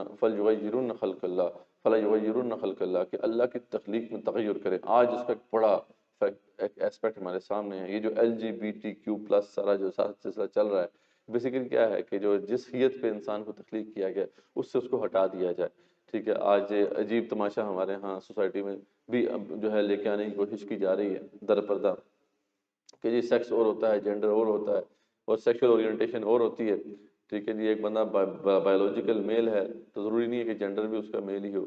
تو یہ ساری جو ہے اللہ کی تخلیق کے اندر تغیر کرنے کی ساری وہ کہانیاں ہیں جو اس وقت پوری دنیا میں بڑے زور و شور سے جاری ہیں۔ تو شیطان نے پہلے ہی کہا تھا کہ میں ایسا کروں گا، تو شیطان کا پورا پلان اللہ تعالیٰ نے یہاں پہ واضح کیا۔ پھر ایمان اور عمل دونوں کے لازم و ملزوم ہونے کے اعتبار سے بھی جو خطاب رہا اس سورہ کے اندر، اس کو اللہ نے اختتام کیا یہاں پہ کہ نہ اہل کتاب کی خواہشات کے مطابق فیصلہ ہوگا نہ ہی مسلمانوں کی خواہشات کے مطابق، یعنی یہاں پہ تو فیصلہ ہوگا اللہ کی مرضی کے مطابق، نہ تو تمہاری چلنی ہے یہاں پہ اور نہ ہی اہل کتاب کی چلنی ہے، یہاں چلے گی تو اللہ کی چلے گی، اچھائی کا اچھا اور برائی کا بدلہ ضرور مل کے رہے گا۔ یہ کوئی چکر نہیں ہے کہ ایک انسان بغیر کام کیے بغیر عمل کیے جنت میں چلا جائے، اس کو اللہ نے رد کر دیا۔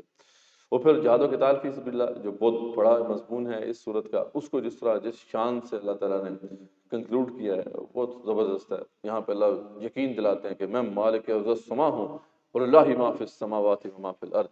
تمہیں یقین کیوں نہیں آتا؟ 3 دفعہ اللہ نے اس بات کو دہرایا۔ اللہ عام طور پہ یہ اللہ تعالیٰ ایسا نہیں کرتے، 2 مقامات ہیں قرآن میں جہاں پہ اللہ تعالیٰ نے ایسا کیا ہے۔ اور یہ عربوں کا ایک قاعدہ تھا کہ جس بات کو وہ ایمفسس کرنا چاہتے تھے یا جس بات کو ذہن نشین کرانا چاہتے تھے اپنے خطبے میں، تو اسے 3 دفعہ دہراتے تھے۔ تو ایک تو وہ واقعہ ہے جس کا ذکر ہم دیکھ چکے ہیں، جب قبلہ شفٹ ہونے کے اوپر پروپیگنڈا کیا تھا غیر مسلموں نے، تو اللہ نے 3 دفعہ دہرا کے کہا کہ اللہ تعالیٰ نے یہ قبلہ بنا دیا۔ اور ایک یہ مقام 3 دفعہ اللہ دہراتے ہیں اس میں کہ میں مالک ارض و سما تمہیں گارنٹی دے رہا ہوں کہ میں تمہارے ساتھ ہوں۔ پھر تمہیں مسئلہ کس بات کا؟ کیوں جہاد نہیں کرتے؟ کیوں کھڑا نہیں ہوتے ہو تم؟ تو مجھے سے ڈرو، اسی کی تلقین پہلے بھی کی ہے اللہ تعالیٰ فرماتے ہیں میں نے، اور تمہیں بھی یہی بات سمجھا رہا ہوں۔ اگر تم نے کفران نعمت کیا تو بس سن لو کہ میں ہی مالک ارض و سما ہوں، اور میں تمہاری جگہ اور لوگوں کو جہاد کی سعادت دے سکتا ہوں، تمہیں پھر معزول کر دوں گا میں۔ عدل کرنے کے حوالے سے بھی جو ایک چیپٹر تھا کہ بنی ظفر کے قبیلے کے کچھ لوگوں نے جس طرح آپ صلی اللہ علیہ وسلم کو غلط فیصلے پر ابھارنا چاہا، تو اس کا بھی یہاں پہ اختتام ہوتا ہے۔ پھر نفاق و منافقین کے طرز عمل سے متعلق خطاب جو ہے اس کا اختتام ہوتا ہے کہ منافق ایمان لائے، پھر کفر کیا، پھر ایمان لائے، پھر کفر کیا، اور پھر کفر میں بڑھتے چلے گئے۔ یہی منافقانہ طرز عمل ہوتا ہے کہ ایک مطلب یکوخا پن نہیں ہوتا، کبھی مومن کبھی کافر، کبھی مومن کبھی کافر، ٹھیک ہے، ان الذین آمنوا ثم کفروا ثم آمنوا ثم کفروا، تو اس طرح وہ کرتے رہتے تھے۔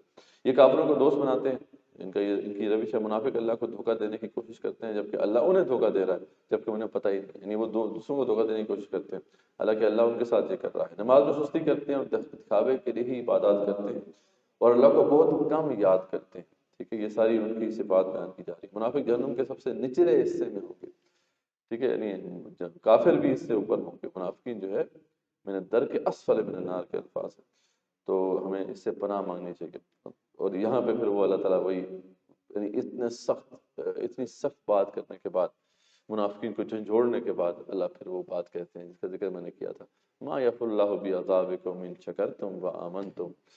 اللہ کو کیا پڑی ہے کہ تمہیں عذاب دے، اگر تم شکرداری کی روش پہ چلو اور تم ایمان کی روش پہ چلو تو اللہ تعالیٰ تمہیں عذاب دینے کے لیے نہیں بیٹھا۔ اہل کتاب کو دعوت کے حوالے سے خطاب کا اختتام یہاں پہ ہوتا ہے۔ اہل کتاب کے اوپر جو ہے بات کی گئی ہے کافی زیادہ، کہ بنی اسرائیل کی جرائم کا ذکر دوبارہ کیا گیا ہے، اور ان کا یہ اعتراف کرنا کہ انہوں نے قتل کیا مسیح ابن مریم علیہ السلام کو، حالانکہ انہیں قتل نہیں کیا۔ اللہ فرماتے یعنی وہ اتنے سرکشی میں آگے بڑھ چکے تھے کہ سینہ ٹھونک کے کہتے تھے کہ ہاں ہم نے قتل کیا ہے عیسیٰ ابن مریم۔ تو اللہ فرماتے ہیں کہ اول تو انہوں نے کوئی قتل نہیں کیا، یہ معاملہ ان کے لیے مشتبہ بنا دیا گیا ہے، ٹھیک ہے، ان کو تو اللہ تعالیٰ نے اٹھا لیا تھا۔ اصل بات یہ ہے کہ معاملہ ان کے لیے مشتبہ ہے، اچھا، بلکہ اللہ نے انہیں اوپر اٹھا لیا ہے، تمام رسولوں کو بشارت دینے والا بنا کر، اٹھانے والا بنا کر، اسی لیے بھیجا تھا کہ اللہ کے خلاف لوگوں کے پاس روز محشر کوئی حجت باقی نہ رہے۔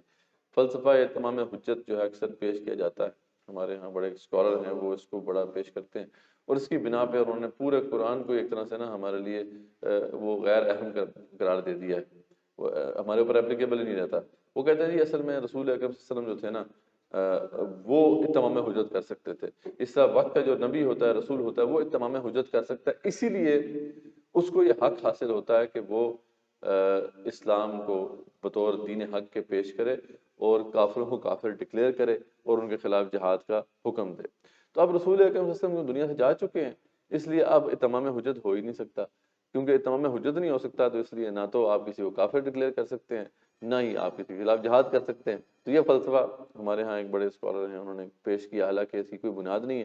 اللہ تعالیٰ یہاں پہ واضح کر رہے ہیں کہ یہ اصل فلسفہ ہے کہ اللہ فرماتے ہیں ہم نے رسولوں کو اس لیے بھیجا علیہ السلام تاکہ روز محشر اللہ کے خلاف کسی کے پاس کوئی حجت باقی نہ رہے، کہ اللہ تعالیٰ ہمیں تو پتہ نہیں تھا، اس لیے اللہ تعالیٰ نے اب رسول اکرم صلی اللہ علیہ وسلم کے بعد اس امت کو اپوائنٹ کر دیا ہے، اور اس امت کو وہ تمام ٹولز بھی دے دیے ہیں جس کے ذریعے سے تمام حجت کیا جا سکتا ہے۔ ورنہ تو اللہ تعالیٰ کی اللہ تعالیٰ اپنی بات کے خلاف کر رہے ہیں یہاں پہ، اگر یہ بات ہم مان لیں جو وہ اسکالر کہتے ہیں یہ کہ تمام حجت تو نہیں ہو سکتا، تو اس کا مطلب ہے اللہ تعالیٰ نے اب روز محشر تک آنے والے جتنے بھی لوگ ہیں ان کو ایک موقع دے دیا ہے کہ وہ اللہ کے خلاف کھڑے ہو کے ایک حجت پیش کریں گے کہ اللہ تعالیٰ ہمیں تو پتہ نہیں چلا، تو یہ تو نہیں ہو سکتا نا کہ اللہ تعالیٰ اپنی بات کے خلاف کر دے۔ خیر، عیسائیوں کی جو باطل عقائد ان کا رد کیا گیا ہے، اور اہل کتاب بالخصوص عیسائیوں کے غلو کا ذکر ہے کہ انہوں نے کس طرح غلو کر کے جو ہے عیسیٰ علیہ السلام کو الوہی صفات عطا کر دی۔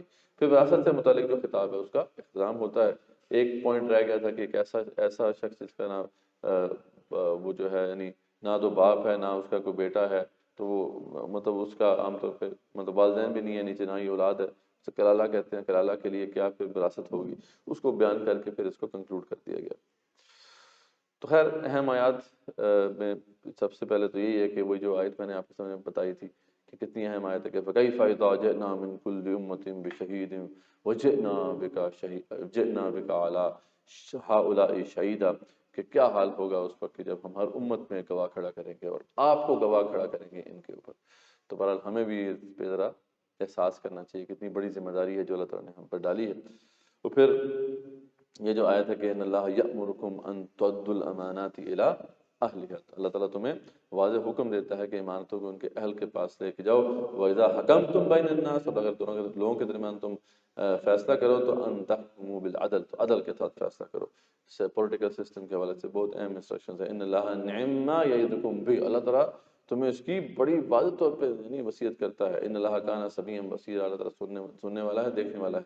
اور ساتھ ہی پھر دوسرا اصول بیان کر دیا اللہ نے، یا ایھا الذین آمنوا اطیعوا اللہ واطیعوا الرسول واولی الامر منکم، اطاعت کرو اللہ کی، اطاعت کرو اللہ کے رسول صلی اللہ علیہ وسلم کی۔ اچھا یہاں پہ دونوں کے ساتھ اطیعوا آیا ہے، لیکن اطیعوا اللہ واطیعوا الرسول، یعنی اللہ اس کے رسول کی جو اطاعت ہے وہ انکنڈیشنل ہے، لیکن وہ اولی الامر جو ہے ان کی اطاعت کنڈیشنل ہے۔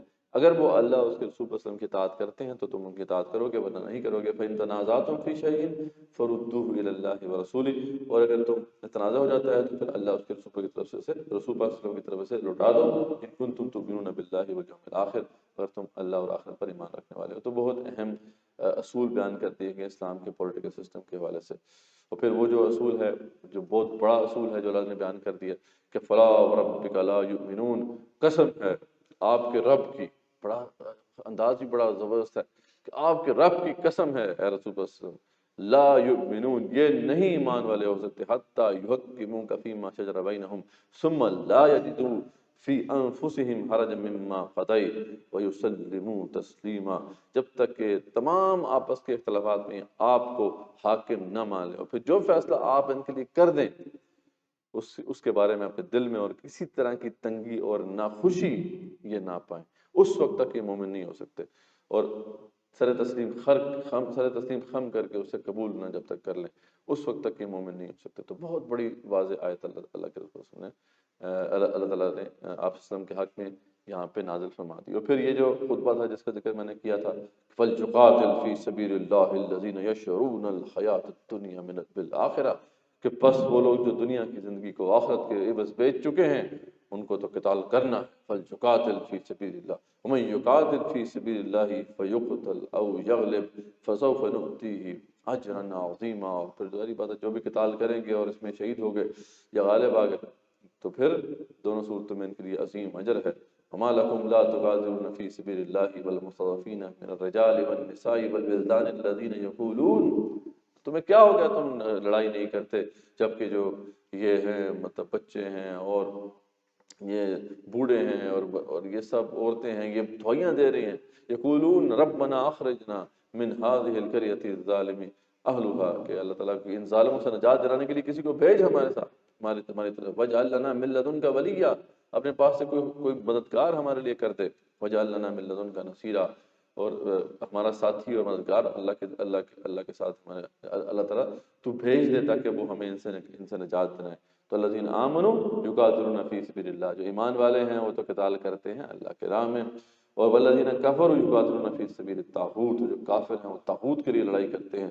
فقاتلوا اولیاء الشیطان، امر کا صیغہ ہے تو قتال کرو شیطان کے ساتھیوں کے ساتھ، ان کید الشیطان کان ضعیفا، اور بے شک شیطان کی جو چال ہے وہ کمزور ہے۔ اور پھر یہ جو ہم نے آیت پڑھی تھی اس کی میں نے وضاحت کر دی ہے کہ بیٹھنے والے اور جہاد میں جانے والے دونوں برابر نہیں ہو سکتے، لیکن دونوں کے ساتھ اچھا اللہ کا وعدہ ہے۔ وَكُلًّا وَعَدَ اللَّهِ حسن، یعنی یہاں اس سے پھر وہ کنفیوژن پیدا ہوئی تھی کہ جو آج کل بعض لوگ پیدا کرنے کی کوشش کر رہے ہیں، لیکن میں نے آپ کو اس کی وضاحت کر دی ہے کہ یہ کیا مسئلہ تھا، یہ تو ماجرا ہی بالکل اس کے برعکس تھا۔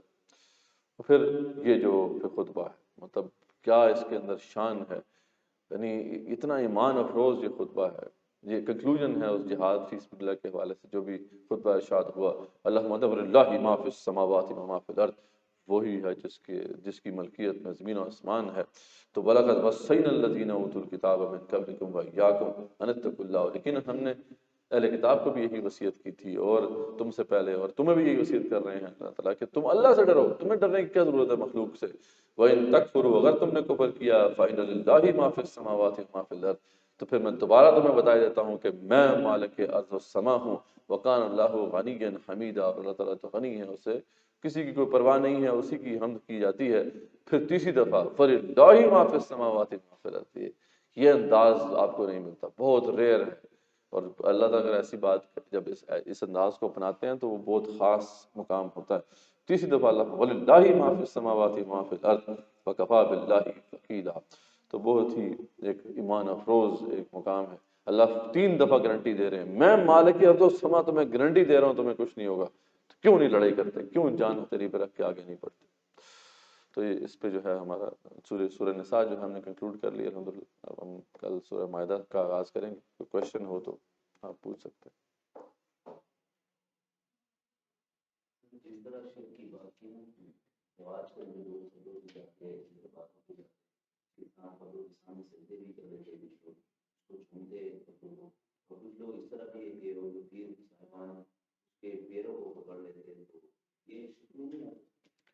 بالکل، یعنی اصل بات تو یہی ہے کہ اللہ کے غیر اللہ کے آگے اگر آپ جھکیں گے تو یہ عمل تو شرکی عمل ہے، ٹھیک ہے۔ اب اس کے اندر جو عقائد اس طریقے سے بنا دیے گئے ہیں جن کی کوئی بنیاد نہیں ہے دین اسلام میں، ٹھیک ہے۔ اب وہ انسان ہوتا ہی ہے نا کہ چھوٹی سی بات شروع ہوتی ہے لیکن آہستہ آہستہ وہ بڑھ جاتی ہے۔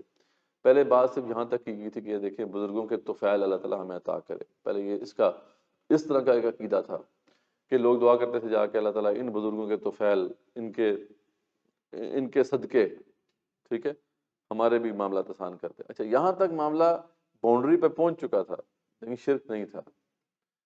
اب انسان کو آپ اس مقام پہ جب لے جائیں گے تو پھر اگلا سٹیپ تو وہ لے ہی لے گا، ٹھیک ہے، کہ ان کے طفیل، اچھا ان کے طفیل ہے تو پھر ان سے مانگنے میں کیا حرج ہے، تو پھر ان سے مانگنا شروع کر دیا، ٹھیک ہے۔ تو جیسے ہی آپ نے ان سے مانگنا شروع کر دیا تو پھر وہیں پہ یہ شرک اکبر ہو جائے گا، کیونکہ آپ کا پھر عقیدہ یہ ہے کہ یہ بھی پھر رازق ہیں، یہ رزاق ہیں، یہ دیتے ہیں، اور باقاعدہ پھر عقیدہ بنا لیا گیا کہ اللہ تعالیٰ نے تو بڑے بڑے کوٹے ہیں نا جو وہ ان کو دیے ہوئے ہیں، جو بڑے بڑے داتا گنج بخش ہیں اور یہ علی حجویری اور مطلب غوث پاک، تو ان کے بارے میں عقیدے گھڑ لیے گئے کہ یہ بھی عطا کرتے ہیں۔ جس لمحے آپ نے کسی اور ہستی کو اللہ کے ہم پلہ قرار دے دیا وہیں پہ شرک ہو جائے گا۔ تو اس لیے ہمیں اس سے اجتناب کرنا چاہیے، اور جو بھی اہل علم ہیں وہ جانتے ہیں، ان فرقوں کے لوگ بھی جانتے ہیں کہ جن فرقوں میں یہ شرک ہو رہا ہے، لیکن انفارچونیٹلی وہ کیونکہ اس پہ بڑا مطلب پیسہ بہت ہے، اس کے اندر انفلوئنس بہت ہے، یعنی یہ اس سلسلے کے اندر، تو بس یہ عوام کو بیوقوف بنا کے جو ہے اس پہ چلایا جاتا ہے۔ تو بالکل یہ بھی جائز نہیں ہے، یہ شرک ہے۔ اور سجدہ کرنا یہ تو ایک ایسا عمل ہے جس کے بارے میں تو علماء کا کسی حد تک اتفاق ہے کہ اگر انسان کی نیت ٹھیک بھی ہو، اگر وہ کہتا ہے جی میں تو تعظیماً سجدہ کر رہا ہوں، تب بھی جائز نہیں ہے، تب بھی وہ شرکی عمل ہے، اسلام نے تو منع کر دیا ہے، ٹھیک ہے۔ اس کے اوپر پہلے والدین کو سجدہ تعظیمی جائز تھا، اب تو والدین کو بھی نہیں اب کرتے، تو اب تو یہ ہے کہ بالکل یہ عمل ہی بیسیکلی شرکیہ ہے، تو اس سے ہمیں بچنا چاہیے۔ صحیح جی، اور کوئی کوشچن؟ جی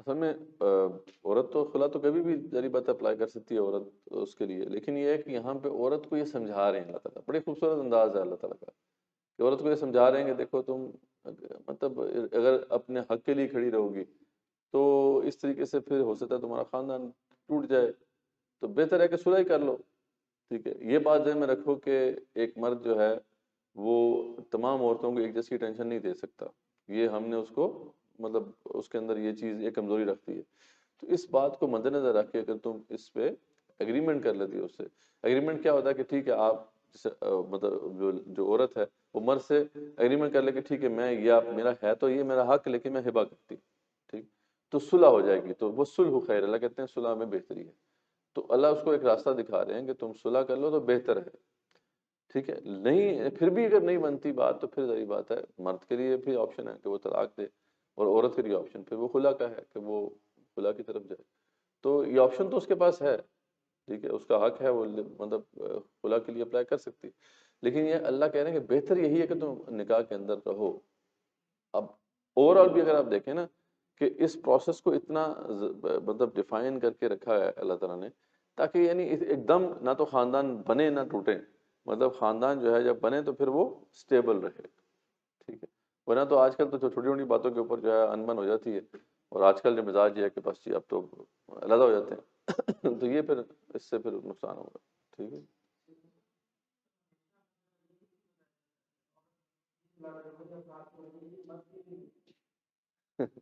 صحیح بات، کیونکہ دیکھیں مرد کا معاملہ یہی ہے نا کہ اس کو اللہ تعالیٰ نے خاندان جو کا جو یونٹ ہے اس کا ہیڈ بنایا، ٹھیک ہے، تو ظاہر بات ہے جو جس کے پاس اتھارٹی ہوتی ہے اور جس کو زیادہ ذمہ داریاں دی جاتی ہیں تو وہ کمپرومائز کرنا اس کے لیے مشکل ہوتا ہے، ٹھیک، تو عورت کے لیے یہ ہے کہ اللہ نے کہا ہے کہ تم اگر کر لو تو یہ اس میں صلح میں بہتری تمہارے لیے ہے، یعنی مطلب ایک نیچرل بات ہے نا، مطلب یہ ایک عالم واقع میں تو یہی چیز ہے کہ جس کے پاس اتھارٹی ہوگی، جس کی اس کی ایگو بڑی ہوگی تو اس کے لیے تو کمپرومائز کرنا مشکل ہے۔ اب اگر ایک خاندان ٹوٹ رہا ہے تو اللہ تعالیٰ عورت کو یہ ہدایت دے رہے ہیں، یعنی سمجھا رہے ہیں کہ بے شک تمہارا حق ہے، اللہ کہہ رہے ہیں کہ تمہارا حق ہے، لیکن اگر تم ان سے صلح کر لو اس والے سے تو یہ تمہارے لیے بہتر ہے، بس صلح خیر، اللہ کہہ رہے ہیں صلح میں بہرحال بہتری ہے، لیکن نہیں ہے تو پھر راستے کھلے ہیں، ٹھیک، تو اللہ کہتے ہیں پھر اگر نہیں بن رہی پھر بھی تو پھر اللہ ہو جو پھر اللہ تعالیٰ راستے نکال دے گا تم دونوں کے لیے، مرد کو بہتر بیوی مل جائے گی، عورت کو بہتر خامد مل جائے گا۔ وہ تو ہماری انفارچونیٹلی ہماری سوسائٹی کا مسئلہ ایسا ہے نا کہ ہمارے ہاں اگر طلاق یافتہ عورت ہے تو اس کو بالکل ایک چھوت سمجھ لیا جاتا ہے، معذ اللہ، حالانکہ ایسی بات تو نہیں ہے، عرب کی سوسائٹیز کے اندر تو ایسا نہیں تھا، اب تو وہاں پہ بھی حالات خراب ہو گئے ہیں، تو وہاں پہ تو اس کو معیوب نہیں سمجھا جاتا تھا، لیکن یہ ہے کہ ہمارے ہاں یہ بس انفارچونیٹ معاملہ ہے، اور یہ ہندوانہ بیسیکلی وہ بیک گراؤنڈ ہے، جو کلچرل بیک گراؤنڈ ہے جس کی وجہ سے یہ چیز ہے، تو اس لحاظ سے وہ ایک مسئلہ ہو جاتا ہے، ورنہ وہاں پہ تو طلاق یافتہ عورت بھی مطلب اسی طریقے سے ان سے نکاح کرتے ہیں وہ، جیسے مطلب جو غیر متخلہ عورت ہوتی ہے، تو بہرحال یہ چیزیں ہیں ان کو مد نظر رکھنا چاہیے۔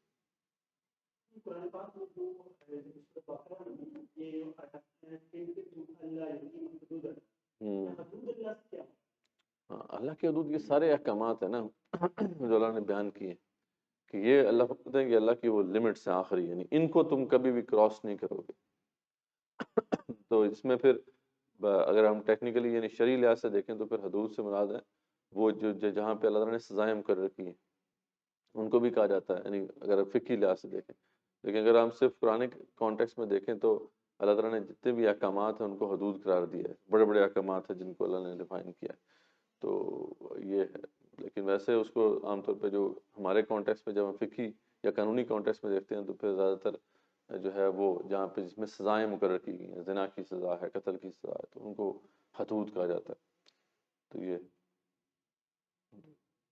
اور کوئی کوشچن ہو تو پوچھ لیجیے۔